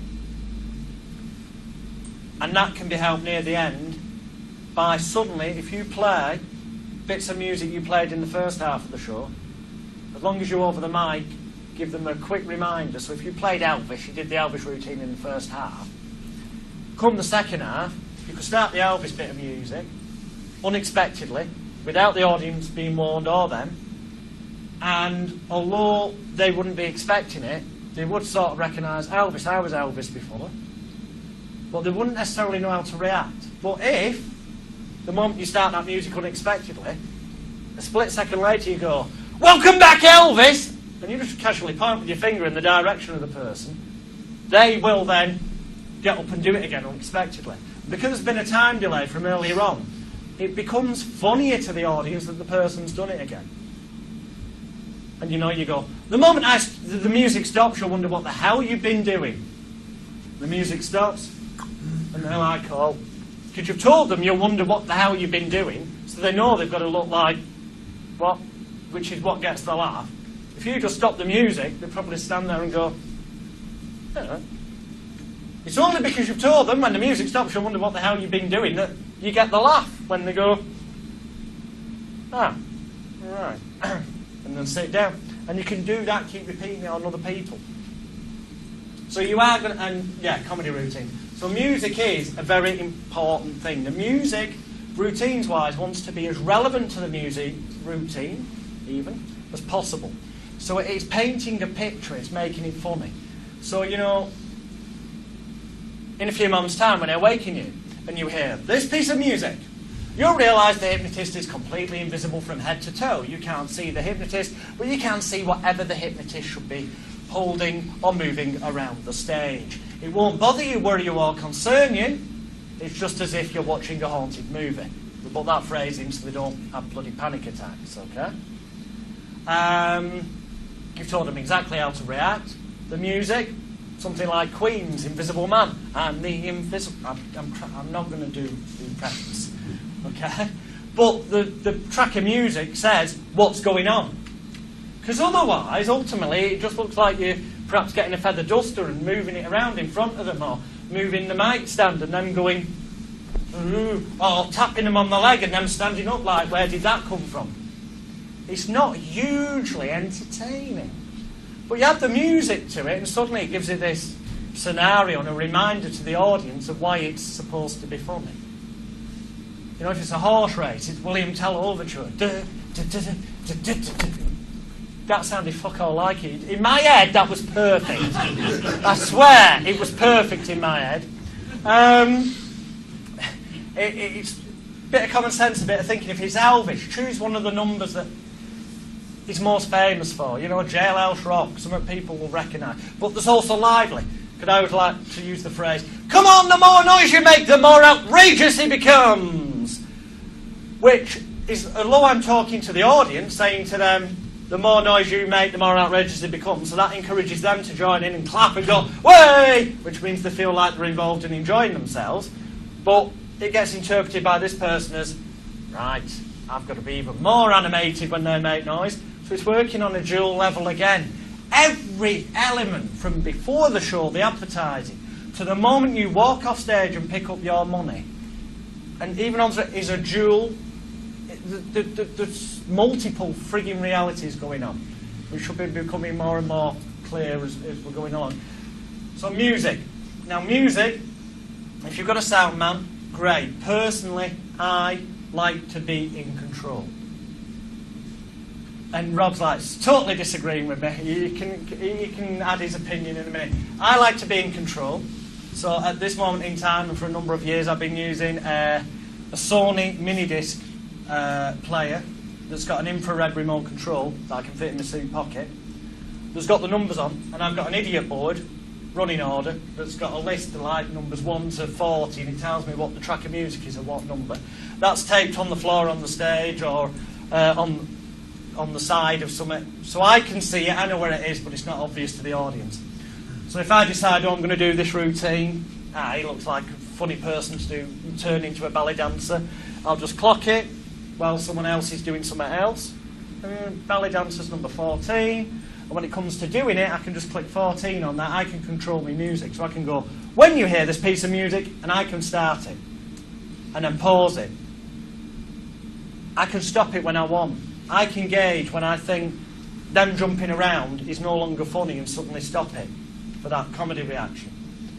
A lot of people prefer to have a sound person do it. I frankly don't trust anyone to do my music for me. It's just me. Some hypnotists, I'm going to actually, what break time's at 15:15, that's right. I am going to ask Rob to finish this section off in a minute, actually, for me. I'm now in the process of buying, you'll know what about in a minute. I'm getting a unit called the Brennan unit, which is about yon big. You can fit 6,000 tracks on it, MP3 style, and that comes with a remote that size that you practically hide in your hand, but instant access with the numbers. You can raise the volume up and down. You become your own sound man. I just like to be in control because I never know personally what my routine is going to be when I walk on a stage. I don't want to. I know that I'm going to do the patter. I know that I'm going to do tell some gags. I know that I'm going to do a suggestibility test. I know I'm going to get volunteers. I know I'm going to do an induction. I know at the end I'm going to wake them up. I then know that I've got these idiot boards up that got a choice of about 80 different tracks of music, and I've got a load of non-musical routines in my head, of which there's hundreds of suggestions on the course disc. But I don't know, other than the cold day and hot day and perhaps horse race and donkey at the beginning of the show. So that's like cold day, snuggle up to the person next to you, you're in bed, someone's left the window open, it's freezing cold. And then it's hot day, suntan lotion, attracting the flies, little sand dance up your legs, the rubbing the knees, sucking and licking your ice creams, give one a dildo, gets a big laugh, give one a plastic dog shit, so it's visual, and then sleep. And then from that point on, I don't know what I'm going to do. It depends, do I get all women volunteers, all men? Do I get a mixture of both? I like to improvise and go with what I think is going to be funny and make that an experience that the audience are involved in. Well, please welcome Rob Temple, who'll give you his opinion on music for shows, because I've not got the discipline to do what you do on the Seesaw show and stuff. When I first started out doing shows, bear in mind I was 16 at the time, and my sort of entry into this was from watching his training DVDs and also studying, I think you can still buy them, I presume, actual box sets of your shows. Yeah, we've got about 16 of them on sale, but the purposely ones from like the worst shows you could ever see, where everything goes wrong, up to the good ones, so that you can learn what you need to learn. So you can watch the gig that he talks about where there were 4 people in the audience because the rest of them were on stage, etc, etc, etc. So I sort of came into this watching him with the remote control and doing everything he's just said, and I actually strongly recommend that you get hold of those box sets, and if you ask him for details I'm sure he'll tell you where to get them from. Try and get hold of those box sets because they are well worth watching. So I had a mini disc player anyway, and I began with a mini disc player and just the remote. Anyway, as time went on, I've always been into the sort of technological side of things, and I've tried everything. I had one of the original iPods, and it was in a little iPod dock thing, and it comes with this tiny remote control. The only problem with those remote controls is the only option you have as far as controlling is concerned is track up and track down. So if you're playing track 1 and you want to play track 5, you have to go 2, 3, 4, 5, which you can do if you pause the track so that the next one won't automatically play when you press track up.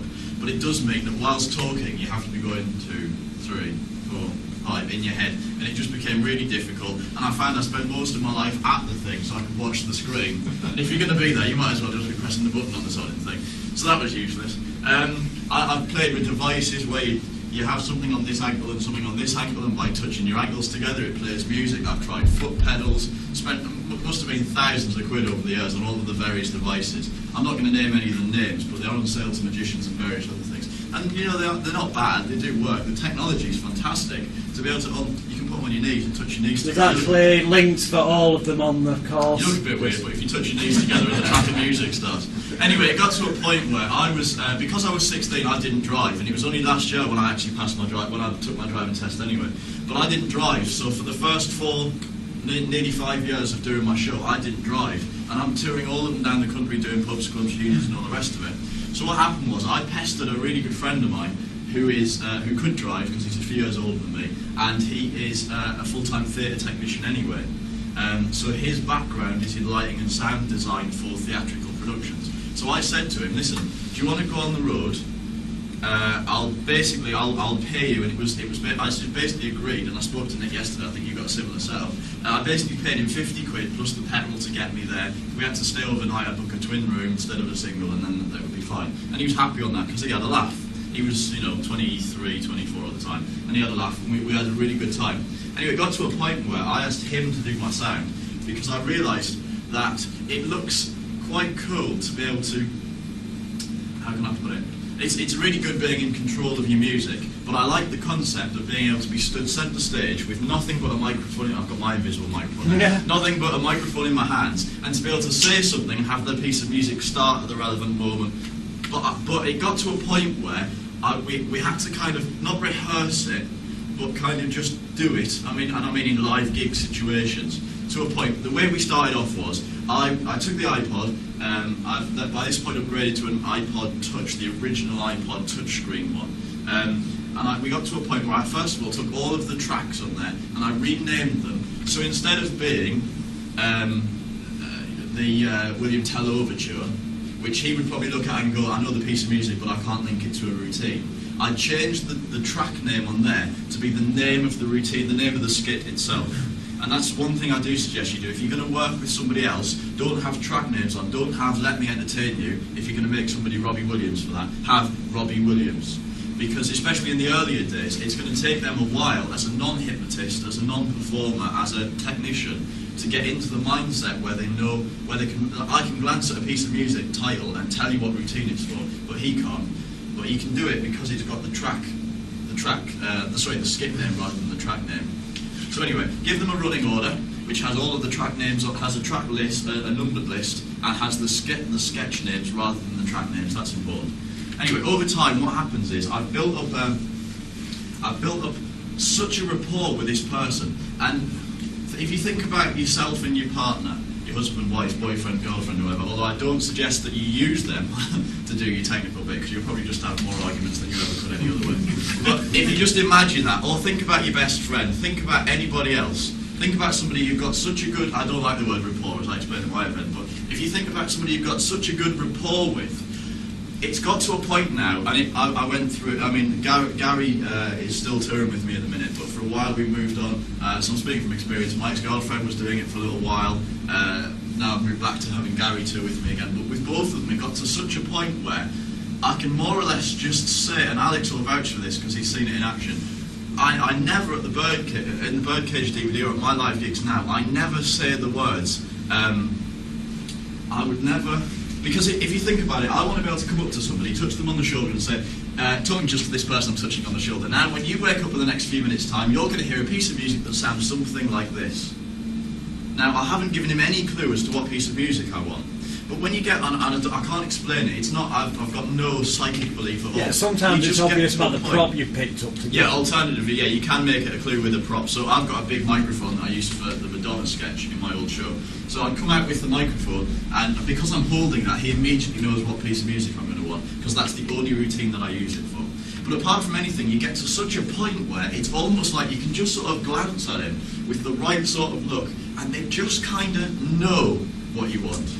And I can't explain it any better than that, but Alex has seen it in action. You just kind of say, you get such a working rapport. Gary must have been to well over 1,000 of my gigs, because he came to Corfu with me for 2 summers in a row. So he's kind of just got to a point, and it doesn't take 1,000 gigs to get you there. A couple of hundred, 50 or 60 shows will get you to this point where you can just kind of go. They can pick up on, first of all, if it's a bloke or a woman, that immediately can split the routines down, because a lot of routines are gender dependent, depending on how you do it, obviously.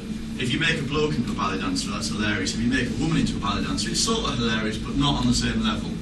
So if I go to a big butch bloke, he kind of can suss, especially if I've got the tutu in my hand, but even without that, he can just sort of guess that that's the routine I want to do.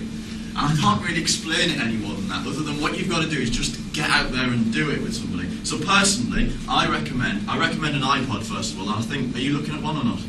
I wasn't really listening to what you said. Well, I was, but I'm now really looking at this Brennan unit. Okay. I think mine cost me 180 quid, the last one I got, although they've now rapidly come down in price because Apple are about to release a new one, end of plug.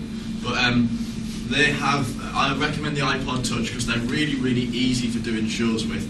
One thing I do recommend, here's a tip for you, put between each track of music, put a 5-minute track of silence. So what it means you want to do is it's very easy to do, you need to generate a track of 5 minutes of absolutely nothing, which you can do in any of the free audio editing softwares out there. And the reason for that is, I have got to a point now with a lot of my routines. For example, the one that really springs to mind is my piano routine. I have got to a point now where that routine finishes, because the piece of music I use, I don't know what it is, I found it somewhere online, but it's a piece of sort of jazzy piano music.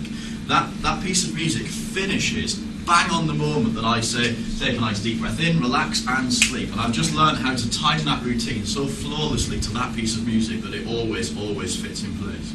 So what that means is, ordinarily, I would have to be stood at my iPod, which makes it sound less than ideal. I'd have to be stood at my iPod, ready to say, take a nice deep breath in, relax, and sleep, stop the music, because otherwise we'll press pause. Unless, as I say, this is for people who haven't got somebody touring with them. Because what that means is, otherwise, the next bit of music is going to start to play.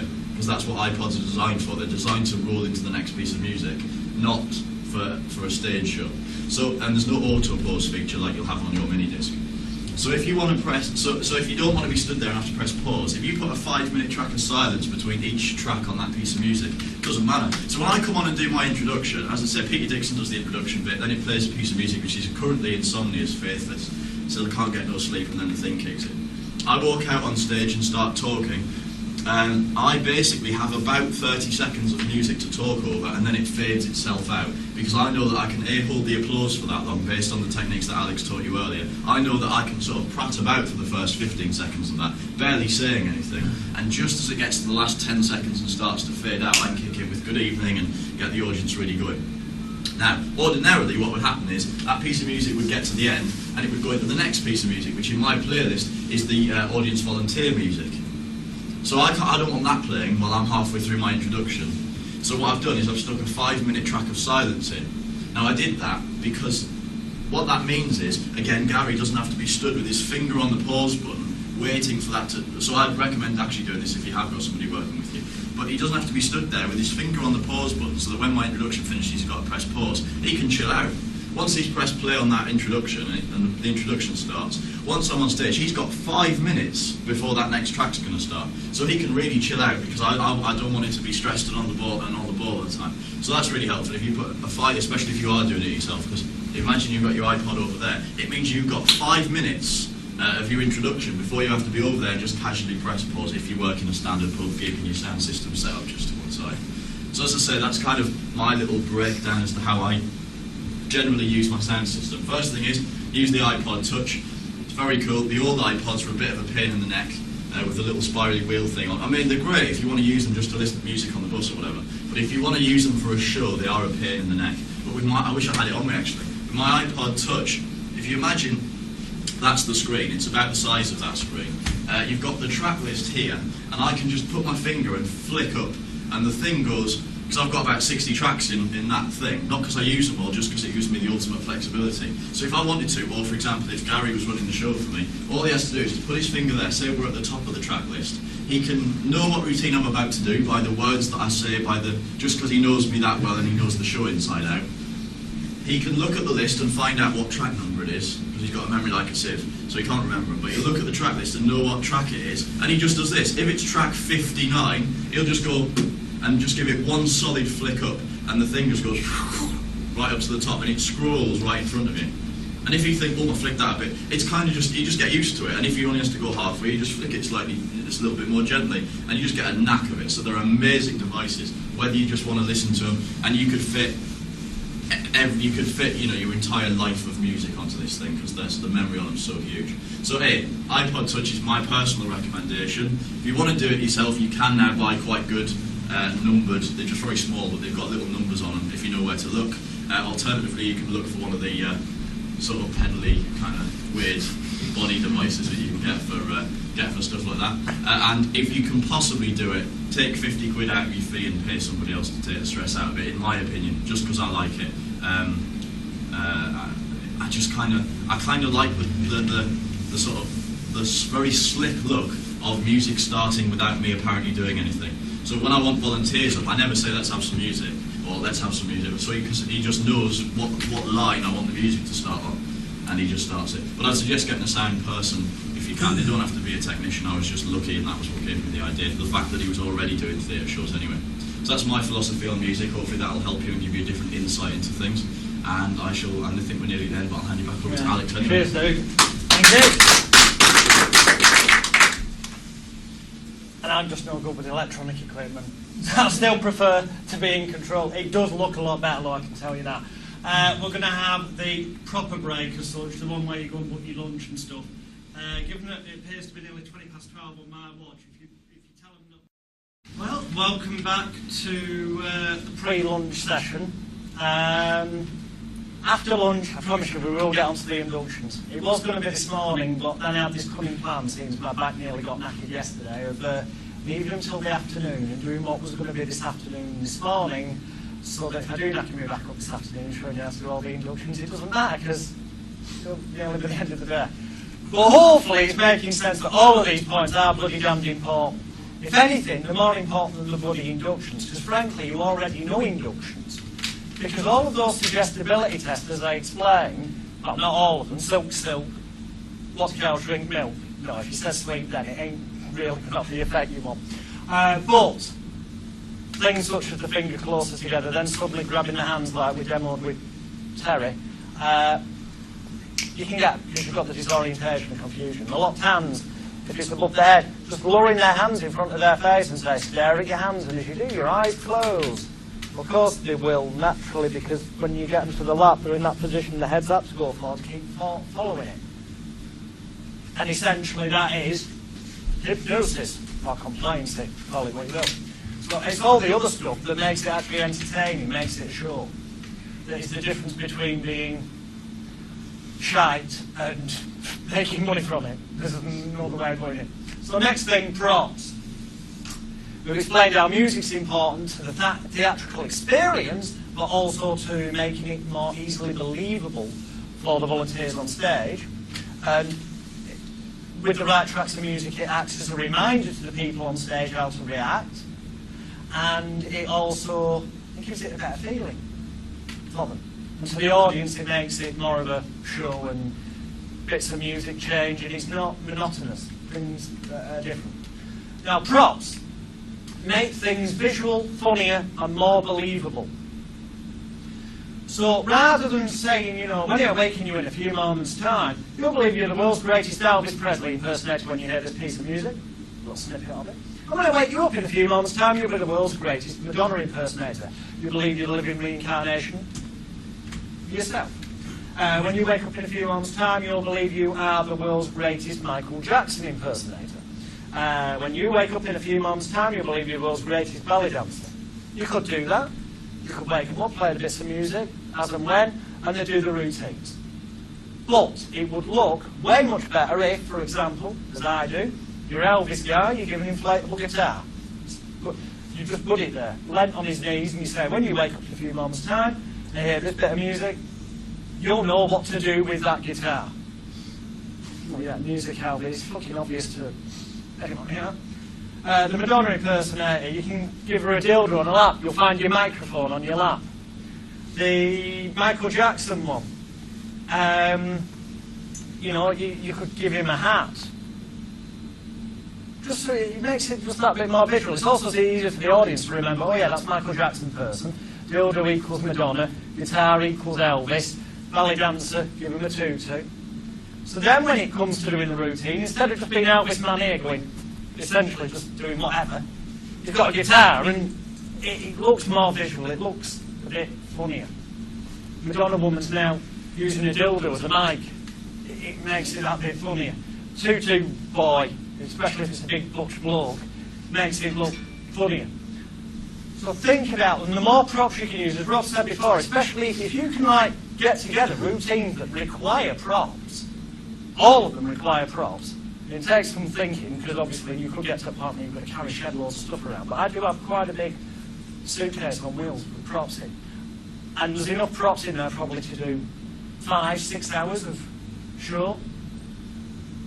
That's because I improvise on the day what I'm going to use. depending on if it's all men or all women.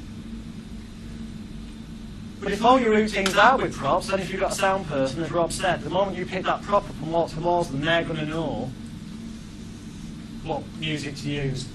Props, source them from joke shops. Most of the stuff comes from joke shops, or pound shops, or what do they call them in America, dime stores, is it? Something like that. The cheap bargain basement play. It's shite. It's stuff you wouldn't normally have a use for. Giant glasses to give them, so that when they see the opposite sex in them, you give them the big glasses. You don't need to. One time when I lost my props, we'll come to that later, I had to do a show without any. So I gave them invisible contact lenses to put in, and they were mind me putting them in and then seeing everyone in the view. But it's funnier with the big glasses. You give people photo opportunities. It looks better on the on your video footage as well. Stuart's already covered health and safety with props. So to be honest, other than the examples for routines that are on the course notes, I don't think I really need to say much more about props. Costume, i.e. the clothes you wear. Now costumes you might give to the punters, the volunteers, the hypnotised subjects, I class them under props. For like the tutu, albeit you could say it's clothing, costume, I class it as props. Anything for them is props, anything for you is costume. That is, in one regard, it's a totally individual choice thing. My only advice is, you must look better dressed than the audience members. Because you're supposed to be Mr. Successful, fantastic, world's greatest hypnotist. The cheapest way to look better dressed than the majority of your audience is to have something unique, tailor-made for you. So that it fits you like a glove, so that no one else in that audience could possibly be wearing it. That's not so easy for street. For street, you still want to look low on the street. Again, it's just my opinion. But the videos I see of people on the street, even the ones who seem to be paying attention to health and safety and all this, I think if someone walked up to me just where, totally casually dressed, and said, I'm a hypnotist, I'm filming something for TV, yeah, I suppose you can get away with it because of the David Blaine era that we're in, but I wouldn't personally feel comfortable. Could do it, but I'd want to be, if you were going to be doing it, jeans, t-shirt, whatever, sure as hell those jeans are going to be 300, 400, 500 quid jeans. They probably fucking won't have a clue. But you'll know you're better dressed than them, which will give you the attitude, the intent. And if they do happen to know, they'll think, okay, now must be good at what he does. You watch. I haven't got it on today because I don't normally wear it. I've got a Rolex, or at least I used to have a genuine Rolex until it got broke. I've now got a bollocks. It looks like a Rolex, but for stage use, because people do recognise things like that. Your shoes on stage. I would not wear these on stage. They're decent shoes, but paint and leather. It's a bit cheesy, showbizy, but paint and leather, quality, it's the glitz, it's the glam. It is called a stage hypnosis show for a reason. It is a show. And that is why, again, and it might sound like I'm having an attack, but I just think street hypnosis devalues. You can't have that theatrical experience. You can if it's, like I said, an outdoor fete and you had a roped off area and you're doing a proper performance. Or perhaps even if you had an area where busking goes on that's got, your health and safety can be paid attention to because there are no roads there and there. And you have got an area to do it. And because you've got your busking licence and your permission for that area, they'll actually allow you to have with you, say, 3 or 4 fold-up chairs so that people can sit down properly. You can start to make it into a theatrical experience. And that's why it's called stage hypnosis. I just think that is the difference that makes the difference. Makeup, I know, sweetie, it's not very puffy and all that. No, I haven't got any makeup on today. I considered it, but I thought, no, the brights aren't light enough in it. But the thing is, stage, even in where there's only a few little spotlights, that can drain the colour from your face. I suggest, short of, and don't ask a woman to show you how to put the makeup on. No, this is no offence to women. Women are very good at sticking the makeup on. Well, most of them, some of them look like fucking night trolls. But there are some women that look incredibly good. They can, you know, they are good with makeup, but that's no fucking use to you on stage. You are far better off, frankly, finding a local working men's club or venue that has got some bright lights and saying, can I come in when you shut sometime? Lung them a few quid. Going out and buying yourself some foundation, cheap off the market, just get a few different shades. You're going to want it darker in colour than you would if you were wearing it on the street. Because under the bright lights, it will still sort of drain colour away because of the perception, and then you will start to look normal and, at worst, a bit suntanned, which has got that success persona to it. But the best thing is, you know, you've got to get it as smooth as you can, all over your face, and ideally all the way around your neck, because you're going to be turning your back to the audience. So you want to get all of your neck as well with makeup, everywhere, behind your ears if your hair's short, all of your ears, your head, your face, your neck, and all the way, probably if you're wearing a shirt that comes down a bit, you want it to go a good ½ inch below the level of where that shirt could hang. So anywhere that they could see, back, side or shirt, where the light could get, is made up. And yes, it does mean that after every show you've got to get your shirts washed, but it's water-based makeup anyway, so it pretty much comes out. And then you want a powder to powder it off, and essentially experiment. But don't ask your missus, or if you're going to be a female stage hypnotist, don't assume you're doing your makeup the same as you would for the street. As a hypnotist, stereotypically pick your eyes out with, you know, eye pencil afterwards so that your eyes are the focus, because that is the stereotype. The hypnotist will look into my eyes. Maybe not quite as severely as Rob does, and he's very camp eyes picked out, but you know, so that your eyes are picked out. You may wish to consider getting contact lenses, the cosmetic ones. Chris Lee, my colleague, has them that have actually got hypno-discs on. You see, but I tell you what, when he says, look into my eye, this is bloody hypno-disc. That's a shock and disorientation straight away. And it ties in with the stereotype. Beautiful. And they're not a huge amount. Or you can get them that are like, you know, really piercing red, so it's sort of just like scary horror movie style when they look in your eyes. Something to consider. So yeah, you want to look like you dress better than the people. Oh yeah, serious consideration here. Costume, when you're getting tailor-made, or you're buying stuff, don't think that you want it to fit you in the manner that you would if it was conventional, everyday wear. Because you might want a pair of trousers to fit like, and I didn't think this through. We're doing inductions this afternoon, so we might have a Jeremy Beadle moment this afternoon. But with things like a drop-back induction, which I'll be teaching you this afternoon, you've got to catch these people and suddenly bend down to the point where you're lowering them to the floor safely. And those sudden movements are abnormal movements and can suddenly mean that you're going at a funny angle. And you need enough give that when you do that, your trousers don't suddenly rip. I know that's happened to a few of us in this room. Yep, it's happened to you, exactly.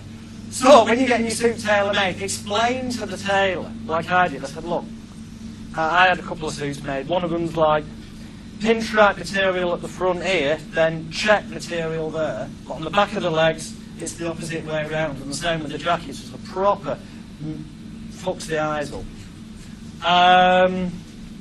I said to him, look, I'm going to be catching people, so I also need enough give in the jackets that when I do that, it's not going to tear. So he made it so it's clearly tailor-made, looks at the dog's bollocks, but it's got that more give in it.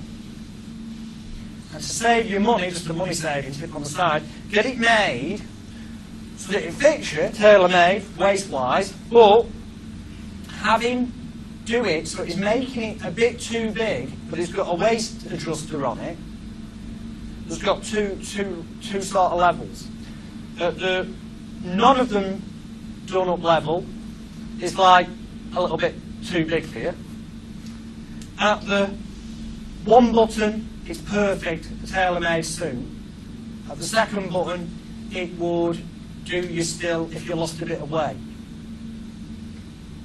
Because if you lose a bit of weight, you'll be able to do it. If you put weight on, I have, thank God I have the waist adjuster to undo. It means you're not having to go and pay. Just a money saving tip. Right, your PA system. That is if you're going to take your own equipment with you, essentially, in a nutshell. There is a folder on the disc that comes with this, which will give you links to all the companies that I have ever used, and you'll be able to see what equipment I have ever used. Now, this equipment is available to buy anywhere in the world, so people who bought this from other countries, it really doesn't matter. I like to carry as little as possible around with me. That's as easy to set up as possible, idiot-proof as possible, because I'm a bit electronically abnormal, shall we say, and that'll do the job. And I found that for venues that have got, say, no more than about 300 people max, as long as it's a small venue. But if it's a big spread out one, then no. You know, let's say any average pub or working men's club, you can get away with a system called the PV Escort 3000, made by PV, P-E-A-V-E-Y, Escort 3000. It is essentially a 300-watt amplifier that comes with the leads, the speakers, the speaker stands, and a stand for the amp itself. But it sets up, I'd swear, it's idiot-proof, the instruction manual, you've got this, it all fits together in one unit. It fits in the boot of a car. Even I can pick it up with my knackered back. It rolls into the venue, you unclip it, take off one speaker, you take out the speaker stand, that's up, it's dead light, the speaker as well, same there, one lead in the back of there, one in the back of there, you stand up this inside here, put your amp on it, there's also got your mixer, and there's room in there to store mics, i.e. your radio mic and your music player, and they're like less than 500 quid. If you're going for bigger venues, then I would recommend the L1, 2 or 3, depending on which you can get hold of, Bose system, B-O-S-E. There's pictures of them on there. These do cost considerably more, i.e. in the realms of 1,800 quid each. But one of them is like, well, just look at the website, the links on there. They've been used at like the Royal Albert Hall, and they are massively powerful. But the beautiful thing is they look just like a little stand that's probably about that big that goes on the floor, and it looks like you've just got an upright sort of tube there going up. That's it, with a little tiny thing that clips on the side about that big that's your mixer, your radio mic. It unclips in half, goes in a carry bag that you can practically lift up with a few fingers. It's dead light, it's a piece of piss to set up, but ideally you want it in your contract that the venue provides the PA. And you just take your own music player and radio mic, because they're the really important things. Now, radio mics, numerous ones on the market, I'm sure you'll all go and experiment and find out which suits you, but personally I recommend JTS. That's the brand name, JTS. Again, the links are on the disc. The one I've got currently sells for anywhere from 180 to 220 quid, depending on where you get it from. And it's got the same spec, in fact a bigger spec, than other mics that cost 800 quid a grand. And the beautiful thing about it is when you set up, you take it, you hold it near your speaker to purposely make it feed back when you get that but it only lasts for about a split second. Once you've done that, it's got this anti-feedback loop technology in it, and then you can't get any more feedback. It makes setting up dead easy. When you're not technically minded, you don't have to start messing around with the mixer and balance and stuff. I just like to keep things incredibly simple. I covered the music players I use and have used before. Again, those links are on there. Essentially, that's it. My advice is you buy your PA, whichever you choose, if you go down that route, and you set it up at home. Or better still, you hire the function room at the top of the pub, not for a show, but just so that you can go in, set it up somewhere there's a fair side, and practice setting the fucking thing up. Practice altering your sound levels. Can you plug an iPod into those DV systems? Yes. Yeah. Yeah. Pretty much any music device that's got a headphone socket or a line out, as long as you get the right connection cable for the other end, you can pretty much connect to an amp, despite what some of the books say. And you shouldn't really, as such, use the headphone socket, but it does work. The true electrical pros will tell you not to use the headphone socket. Wouldn't that be correct, Chris? Technically speaking, you're not supposed to use the headphone socket to connect to an amp, but it does work. I've been doing it for years, and it's always worked. So that's all I need to say on PA. For the rest of us in there, you practice setting it up. You have a go with it. Well, that's ultimately what you need. Something that will produce the sound and the speakers, a mic to be heard, someone to play the music. Chairs, the venue as a rule are going to be providing them. Well, I always demand that. But I have heard of hypnotists that take, half a dozen chairs with them, just because they want to ensure that the ones with no arms, so that they're definitely going to be touching each other, the people, just because they know they can fix them together if they need to in a certain manner to stop the chairs falling over, just for peace of mind and health and safety. Or in some cases for theatrical purposes, because they've got really fancy colour coordinated chairs. Now Stuart at the back's thinking I'm going to get pink and black ones. Yeah. But as a rule, the venue. However, little note on chairs, some venues don't have bloody chairs, you end up with stools. Health and safety, I don't want to cover too much on because Stu did and there's lots of it on the backup disc. But if you end up with stools only, they'll tend to have small ones and big ones there. Make sure that you use the smallest possible so they can't fall too far. That ideally, if there's a wall, you position them against the wall so they've got something to lean against backwards so that they can't fall off backwards. That means you can no longer walk behind your subjects, but it means they're safe. And in terms of the person who sat on the end of the row, who could potentially fall that way, but that's the same with chairs, get a higher stool and put it next to them at the sides with something to stop them. With the chairs, if you're worried about that happening, just put one that direction so that your person on the end can't fall off. It really is about sitting down and thinking about worst case scenarios, as Stuart's already said, but that should set you thinking in that manner. That's chairs, and obviously make sure they're all sturdy and riggable. We covered that yesterday. Backdrop. It depends how much of a theatrical experience you want to make this. If it's in a theatre, you may choose to have a really fancy lighting design thing done, or you might travel, as Paul McKenna did when he did his UK tour, a full theatre backdrop that, in his case, looked like a diamante sequined eye with a hole in the middle. And when he was introduced, he ended up walking through the centre of the eyeball. But that, you're getting into major expense. On a lower level, because Chris Lee, who was with us yesterday and hopefully he'll be popping in later, until recently, when I managed to talk him out of it, and I will admit it was me talking him out of it, I said, Chris, no offence, but the venues you're working, you're doing very well, you're one of the busiest working bloody hypnotists in England, but the majority of your work is not the corporate stuff. But I'm not criticising because you're doing a damn sight more shows than me, mainly because a lot of the shows I pass on to him because I won't do them because there's not enough money in it for me. But he was travelling, up until recently, a backdrop with him. Now, his was, good God, he had it made. I won't mind, but he had it made. It looked very nice when it was up, all black, with little fibre optics in it, so the little lights flashing on and off.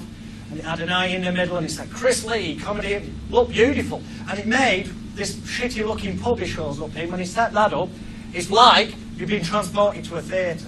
And yes, that does help psychologically.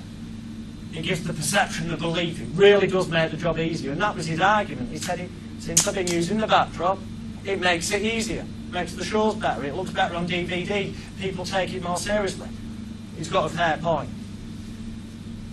But he had this one made, and he weighed a ton, and it was made of metal, and let's not even go there. But on the dish you take away, there's details on there of a company called Spiderflex. And basically you can walk in with a bag that is like this, by about that, and it's pretty light, this can carry. And you take this thing out, you get someone to hold the other end, and you do that, and 30 seconds later you've got like sort of 7.5 foot high by, depending on which system you buy, sort of 12 foot or 18 foot wide, a spiderish wire frame thing going on, and then you take the non-creasing cloth, attach it on, and you've got your fibre optic background if you purchase that version, or you've got very nice looking like red drapes. There's different options for the bit that goes on the front, but it ends up looking like a proper theatre stage. Again, it's light to carry, but it does require a bit of an investment. Lights, the venue frankly should have. People can't see you. Well, you can't really do a shot. They should have them. But you may wish to take, as I know Chris Lee does, a couple of your own. Perhaps specialist ones. He's got 2 lasers. Speaking of lasers, look at the disc. There's all the details about the laws and health and safety regarding the use of lasers, because there are laws relating to that pretty much anywhere in the world. But he's got 2 that end up doing this whole light show at the beginning with his overture music, and it does look bloody good, and sets the scene. But again, it's another expense. Effects. Smoke machine's nice. Again, refer to the notes in relation to laws and health and safety regarding them. But a smoke machine is that, I don't know, it is that cheesy, it's dark, dim stage, the smoke, there's just like the light coming, almost like the UFO, something like that. Okay. Yeah, you know this is so much better in my head than I do the sound effects. So you may want to consider that. None of that, other than actually being able to be heard with a microphone and having music, none of that is necessary. But I would say it is if A, you want to get established rapidly and quickly through word of mouth, that they go, bloody hell, what, it wasn't just it was like a proper show, lighting, sound, music. That gets word round, it will get you better recommendations. I know, Chris was going on about he literally just canvasses the place, and sometimes people have been there when they've gone, oh, we've had an Hypnosis on it. It was very good, but, it's just a lot of people being a bit daft on chairs. And he's gone, no. This is a show. He showed them clips, and they're like, that. He said, I'll bring a full light and sound thing, And he goes through it all, and it sounds like they are paying for much more, but the fact you've already got it makes the show, and then it is truly a show, a theatrical experience, easier to sell.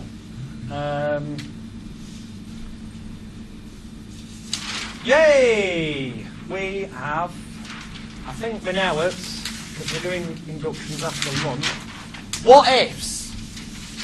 And this isn't like health and safety what ifs, although it will cross-relate in terms of when we get to our reactions. But what if something goes wrong? The things like not being able to find the right page, which apparently has completely and utterly vanished from the flip chart. There. Here we go. What if? Let's go through these before lunch, because then ultimately you will already know. By the end of the day, at the very end of the day, we'll briefly cover advertising and getting gigs. Although there's shed loads of stuff. There's a complete business plan on the dish you take away. But you know about pre-talk, you know about costumes, you know about the makeup, you know about your PA, you know about posters and the laws and the health and safety. You know about the stagecraft techniques when you come in on the stage. You're going to get the volunteers up. We'll cover more on that in a minute. You know about the suggestibility test. We're doing inductions later. Although technically you already know some inductions because of the suggestibility test there. Deepness we'll cover later. How to wake them up we'll cover later, although it is as simple as counting up, giving suggestions that they feel better and waking them up.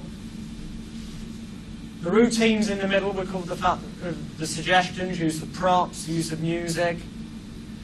And the rest of it will be covered by this bit. You put all that together, and that is a stage hypnosis show.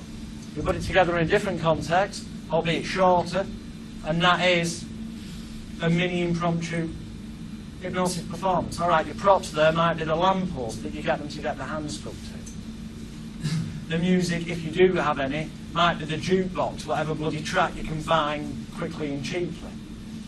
That makes me sound so tight-fisted, quickly and cheaply. You notice I added that? It is just about taking these techniques. Once you've got this understanding, I would hope, and you know what, with the understanding of this and the structure, you should be able to do hypnotherapy sessions as well, frankly. Certainly when you've looked at the dish you walk away with, because of scripts and this, that, the other. Anyway, here we go. What ifs? What if they won't awaken? They're not asleep anyway, but what if they won't apparently awaken when you tell them to? Whether that be during the show or at the end of the show. If it's during the show, you could either use one of the techniques I'm going to say to use at the end of the show and then get rid of them because they're clearly an attention-seeking fuckbait who just wants more attention, and they figure they can get that by apparently being so deeply under. Or it could be that they're actually not happy about doing any more of the routines, but they don't want to look as though they've come out of trance.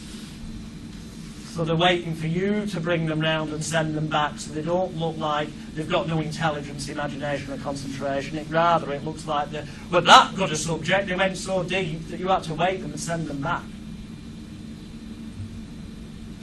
What to do? Well, if it's during the show, sometimes I will leave them. On Hypnotics Live, which I did a civic hall, bloody hell, just over 10 years ago now. But it's called Hypnotics Live in terms of buying the DVD online at hypnotherapycourse.net. One of the guys wouldn't wake up. He did a few routines early on, but then he wouldn't wake up. And in fact, I told him he was painting the stage, apparently, with a paint roller, and every time I sent somebody back to the audience, they sat down, the bum touched the chair, they felt hungry, they came back, asked for a pie, I gave them a custard pie, it went in the face, they went back, and this is going on. But every time they come back to the stage, they're walking across the stage, aren't they? So Mr. Paint Roller Man's like, hey, get off my stage, it's not dry yet. Like crossover of routines, I'll touch on that later. But at the end of that, I go, sleep, and he was that close to the wings, the side of the stage, that he went from a kneeling position to boom on his back, so his head and top half of his body were behind the tabs, the curtains, and his feet were on the stage. So I give everyone on stage the next suggestion. Wide awake, music played, everyone got up except him, he's there. So I'm there doing their bit, and I go over, and off mic I go, 1, 2, 3, you're wide awake. Nothing. 1, 2, 3, you're wide awake. Nothing. Then I hear him snoring.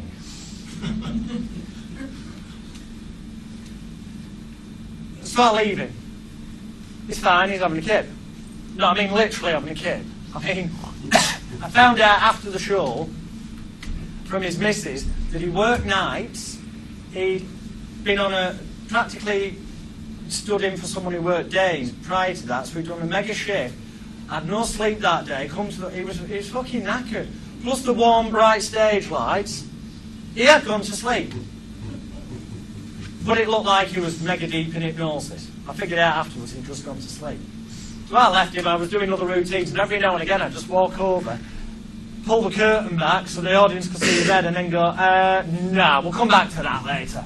And I sort of made it into a gag like I wasn't bothered about it. Because you've got to know, whatever happens, you've got to look as though this is completely normal and you're not bothered. if it's the end of the show, or you need them off the stage and back in the audience, otherwise the audience seems to think something's not quite right, something might have gone wrong. So if that does happen, somebody doesn't come round, that's fine. You've got a few approaches. Number one, it's a bit extreme, but I believe a guy called Lord Payne, who used to do the Horseshoe Show Bar in Blackpool before Ken Webster, I believe he had this happen one night, and he got his assistant to bring a big glass of water on stage, and he literally just threw the water in the punter's face. I don't recommend that. What I do recommend is off mic, well, off mic, go to them and say, it's all right, off mic, literally just go, in a few moments' time, you're paying them more attention, because that's what they want. They want to be the centre of attention, but so you've got to play with what they want, so that then they'll work with you. But you've also got to pretend that you believe they're hypnotised.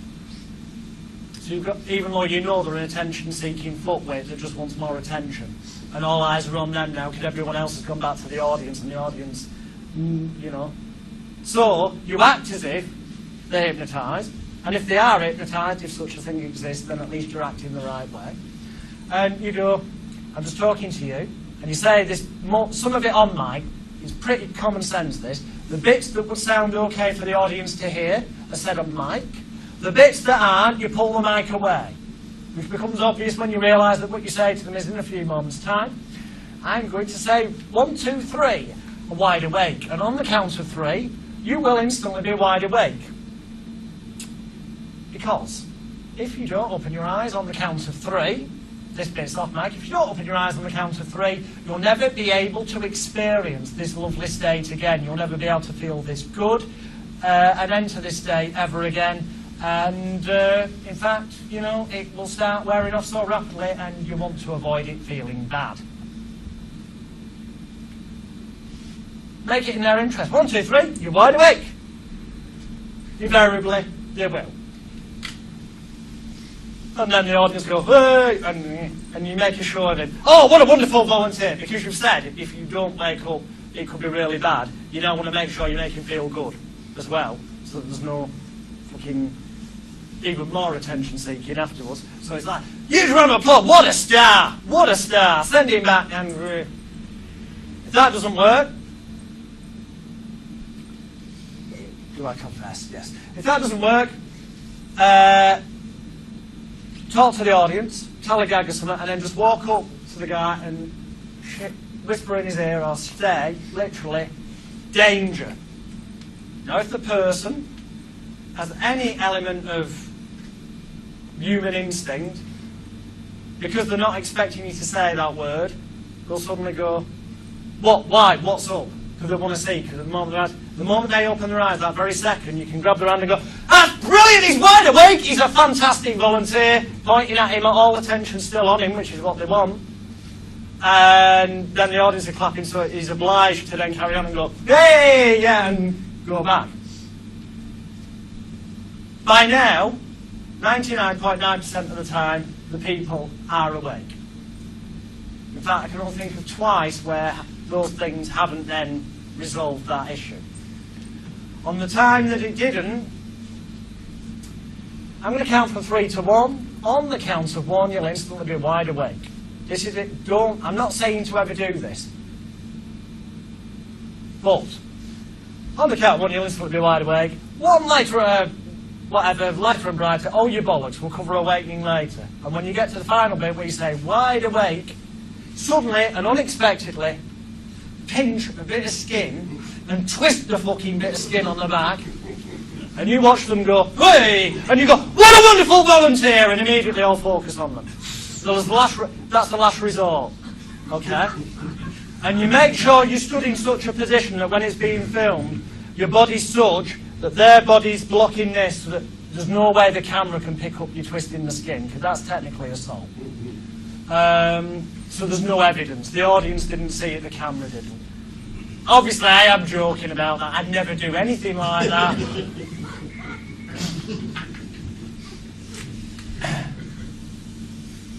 What if the volunteer comes out of trance, opens their eyes, in other words? Well, you've got a couple of options, because you're not entirely certain without asking them directly. Have you come out of trance because you're not hypnotised anymore, or is it because you don't want to do these funny routines? That's going to make you look bad in the audience's eyes. You've got to act as though it's no big deal. A couple of things. Firstly, get someone else doing a routine. Just ignore it. It's not bothering. Just say to them, if they try standing up, walking off, say, no, just stay there. I'll come to you in a minute. I've got to make sure you're fully awake by law before I send you back. Which is true, but it's verbal to cover keeping them there. Which is nice, because even if they're now not responsive, it still looks like you've got more volunteers on stage. It's psychological. Get someone else to do something. And while they're doing that, so audience's attention is on this person being Elvis or whatever, go up to the person who came out of it and just walk up to them and use a pattern interrupt induction, which I'll teach you after lunch, and go to night and look at your hand and sleep. That'll make more sense when I've shown you after lunch with somebody. But you'll go up and you'll just do that, and either you're giving them another chance to react. And if they are in that category where they weren't quite sure what it felt like and they've sort of just opened their eyes out of curiosity, shall we say, almost to check the audience is still there, then they'll take that cue and they'll close their eyes and they'll go back. If they're in the category of they don't want to do it anymore, they'll either not close their eyes or they'll open them very quickly after. Which if they do, that's your cue that it might be a wiser idea to get rid of them. But you want to make getting rid of them something that's a bit funny and without categorically, without actually using the words, why the fuck did you come up here, you pellic, I asked you to volunteer, what if you're not doing it, you twat? What a without using those words, you want to get that message across, and you want everyone else on the stage to perceive it, whether their eyes are open or closed, as he looks a right knob now that he's being sent back to the audience. I don't want to look like that. And one of the ways of doing that is to go up to them and go, oh, right, you've come out slightly. That's all right. People are in different states of hypnosis. So, this gentleman was obviously in a light state, come out of it. This gentleman here in a medium state. And that person's in one hell of a fucking state. Make a gag of it. You come up to them and you go, it's all right. When this happens, this tells me something. It tells me that you, sir, invisible person here, by the way. It tells me that you, sir, actually are the kind of person who is better off hypnotising themselves. Yes, indeed. What I'd like you to do, place your right arm out in front of you like so, and you get them to. And you say, on the count of three, and only on the count of three, I want you to tap yourself on the side of the face and say sleep. Your eyes will instantly close, your head falls forward onto your chest, but you can stand stiff and firm, safe and rigid. 1, 2, 3, and they go, sleep. Well, what might happen, and it doesn't very rarely happen, is they'll go. And if it does, you get a great laugh, and it's like the audience will applaud. And you think inwardly, fucking hell, that's good. Right? What's more likely to happen, if you've already gone through the process that I've said before, so you sort of checked on things, what's more likely to happen is that they go, you say 1, 2, 3, and they go, sleep. And look at you. And you go, no, you see what it is, you've got to time the word sleep with tapping your face. Just do it again. And they go, you go 1, 2, 3, and they go, sleep. And you go, no. You've just got to be that little bit harder, a little bit louder. And they go, sleep. And you repeat this a few times, gradually getting them to hit themselves harder and harder, that they're shouting sleep more. Sleep! Oh, right. And then you go, oh, damn, you're using your right arm, aren't you? Sorry, I'm getting it. It's supposed to be your left arm. Sleep. And then it doesn't, and then you just go up to them and go, well, let me take your bad hand, sir. So you've got hold of the hand, ready to guide the off stage. You go, well, sir, you've beaten me. And you say that, and the audience think, what the hell is admitting defeat? Who knew? You say that because then what's next is more unexpected. You go, Well, sir, you've beaten me. But as he goes back to his seat, ladies and gentlemen, please notice that just goes to prove you don't need to be hypnotised to make a complete wanker of yourself up here on stage. Give him a huge round of applause as he goes back. And he's now got rid of, these people are now, well, probably like that, but, you know, they're thinking in their heads, I don't want to look like that. Do you know what? I've already done quite a few things. At least I can say I did it because he made me do it, because I was hypnotised. I think I'll carry on. That's what's really, really going on. Certainly on stage and on the street, and I'm sorry, it is random, but people on the street, they want to be filmed, even if it's for YouTube. People are attention seeking, people want that. It's the weird thing. If you frame it as mind magic or an experiment, people are up for it. If you're targeting women and you're a bloke and you know, you're half vaguely attractive or they fancy you in any manner, they're instantly going to be up for it. The compliancy thing's still there to a level because of the fact you say who you are, you're confident about it, you've got a good business card, you do something that's guaranteed to work that leads them down the garden path. And ultimately, I'm yet to see, well, yes, in the environment of perhaps an outdoor gala with a fenced area, so it's almost like a proper theatrical show outside. Fine, that does happen. Maybe not in this country at the moment, but it certainly does happen in other countries. But I'm yet to see a so-called street hypnotist do anything that I'd class as remotely entertaining. They're all very big on the idea of make sure you've got hypnotic phenomenon, not just that their eyes are closed. Well, okay, if waking someone up and telling them they've forgotten their name and saying, what's your name? And them going, gives you an hard-on, good luck to you. It's mildly amusing on stage, but only mildly. There's far funnier things. And you know what? None of you in this room are hypnotised, but here's a microphone. Well, in stage content, here's a microphone. I come up to him and go, just try and say your name, just try and say it. No, it's back again. You can say it. Go on, say it. Say your name. Yeah, say it's back again. That's wonderful. I'm sorry, now anyone watching, after I've said I'm an hypnotist, I'm sorry, I'll walk away. I'll be convinced I psychologically stopped him from being able to say his name. Did I fuck? Was it bollocks waking state hypnosis or pattern interrupt? Was it fuck? I've shoved a microphone in his face, but if it was straight, I'll click my fingers with something in his face, which is like unexpected. I'm peering in like I'm invading his personal space, and I'm going, just try, which is a suggestion that you can, try and say your name. Go on, just say it now, just say it now. But I'm still saying, just say it now, so that he feels obliged, because of politeness, not to say it until I shut up. Well, the thing is, when I shut up, I'm going to do something unexpected and tap his head and go, and now you can say it, just say your name, and now I'll shut up. And he says his name. And you know what? That's what 99.9% of the street hypnosis videos on YouTube fucking look like. You know why? Because that's what's really going on, and they're deluding themselves. It's not fucking hypnotic phenomenon. I didn't even need a fucking induction. But it looks like it to a punter when you framed it in the context, the framework of you're a hypnotist or a mind magician or a persuasionist. It's making sense. You make money from bullshit. We're con people. But in a nice, positive way, because they enjoy themselves. It's a fantasy.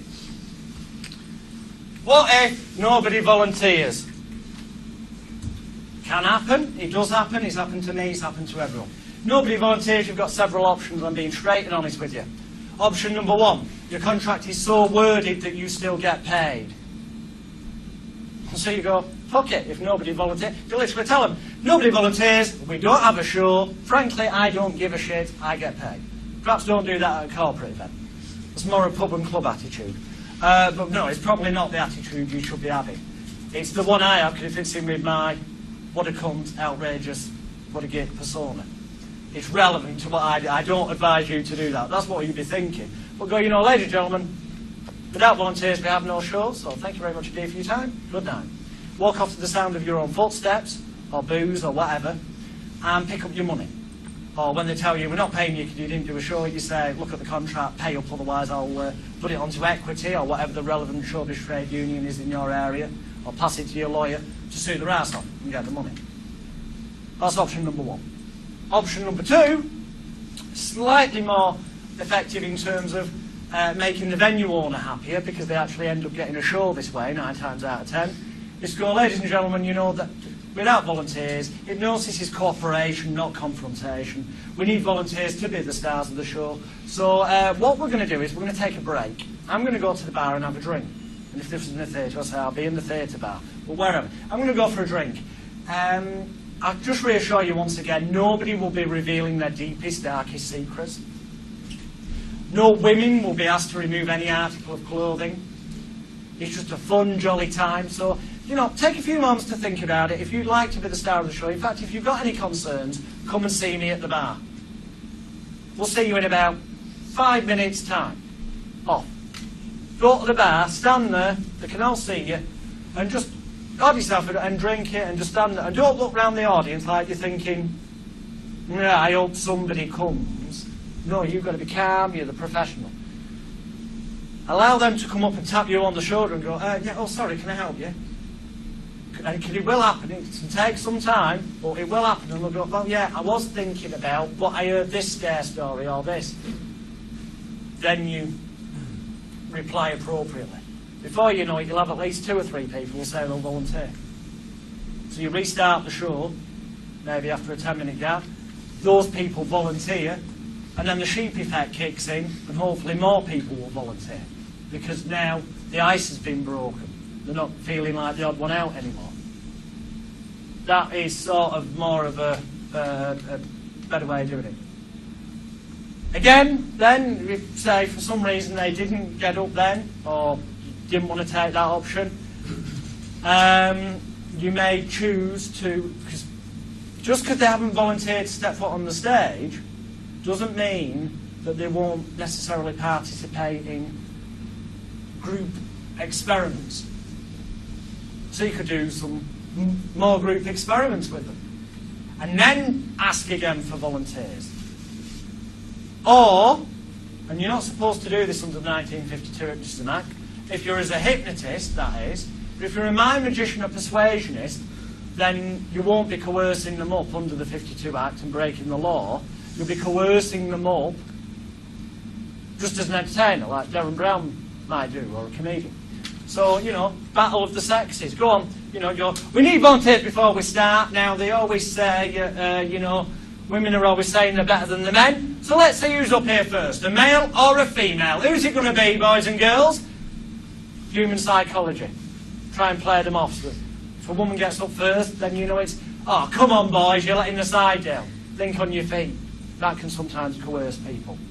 All else fails, resort to doing some hypno-tricks. These are things that look like hypnosis, or what people perceive hypnosis to be, but don't require any induction. So that's the same as all hypnosis then. I just realised. But anyway, they've given it a different name, hypno-tricks. They're things that we'll demonstrate later. And for these, you don't need them to close your eyes. You don't need them to be that responsive.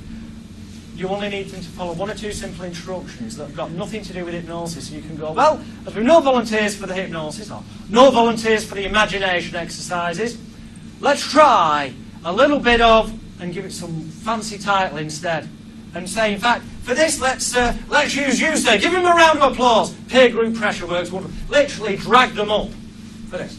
Then do a couple of your hypno-tricks, which is things like, hopefully we'll cover them later, but like having someone sat on a chair and putting the fit. I'll demonstrate it later, but I call it the 4 people in a chair test. You might have done it at parties years ago where you get your hands like that and your fingers stuck out. Looks very much like the fingers going together test that we did. You get 4 people, one puts the fingertips under their armpit here, one under this side under the armpits, one on this side under the kneecap, same over here under the kneecap, and they try lifting and they can't, and then you give it your magic woo-woo and tell them that now they're superhuman, and they get in position again and lift the person way in the air. We'll actually do it later after lunch. It looks bloody fantastic. It works 99% of the time. There's no hypnosis involved. It's a physical trick, as I'll explain. But to the audience, it still looks impressive and entertaining. And once you've got the people on the stage and they're doing something, and then they get a round of applause from the audience, you can go, so, do you fancy giving the imagination exercises a test now? And it's far more likely, because they're already relaxed, they've done something, they've got a round of applause, that then they will. If you want to go to that extent. I know a lot of people wouldn't bother, they just go, fuck it, I'm going home and blabbing money. But if you want to be a true pro, there are these approaches. And I can assure you that will happen to you. It doesn't matter how long you've been in the business, it still happens. Have I still got 5? Is it? 5, yeah? What if nobody goes under? It's essentially the bloody same as what if nobody volunteers. The only difference is that you wasted time doing an induction process and then they're not responsive. Go into Hypno-TRICKS, or even if their eyes are open, you could resort to the H-factor approach, almost, that I spoke about yesterday, and go, okay, in the second half we're going to get some more volunteers to be genuinely hypnotised, or to genuinely take part in the imagination test. Well, let's show you how easy it is. These people here are not hypnotised. Make a point of it. Or these people here are not in the imagination state. But I reckon that they can act the part enough and say, we're going to have a competition. Take a different angle. Or just immediately go into Hypno-TRICKS and then try again. The fact is, if you've got your advertising in place, your music, your sound, the venue's been advertising it long enough, so you're not just a surprise thing, that should be a minimalistic occurrence. I've heard that a couple of times, Alex. And what I think you said, leave them up on stage. And what's happened after the third skit, they've then gone in. What, the first couple of skits have been played. Because they felt a bit left out, because, yeah, other people are doing stuff and they thought, I want a bit of that attention, and then there's, yeah. At the end, they've been the best subjects. Which is a very, valid point worth bearing in mind. Which sort of applies to what if they're not very responsive. Allow the sheep effect to kick in. Rather than saying sleep and trying to get them to do more routines, say wide awake, leave them in the chair with their eyes open for a bit and say, oh, you'll really enjoy this. Get the other people who are more responsive doing something, but ensure they get real good applause from the audience so that person sees it and thinks, it's not that bad what they're doing. I could do that, and I wish I was getting the applause. Then you can go back and sleep a few routines later and watch them suddenly be more responsive. Okay, on that note, we are having a 60-minute lunch break, and we'll be back in here, please, at 2:40 at the latest, because then we've just got this little bit to go over. We can get on to inductions. I've got 23 of them to show you. We've got to race through the bloody things, and then tell you how to make some money from this. See you after lunch. Thank you.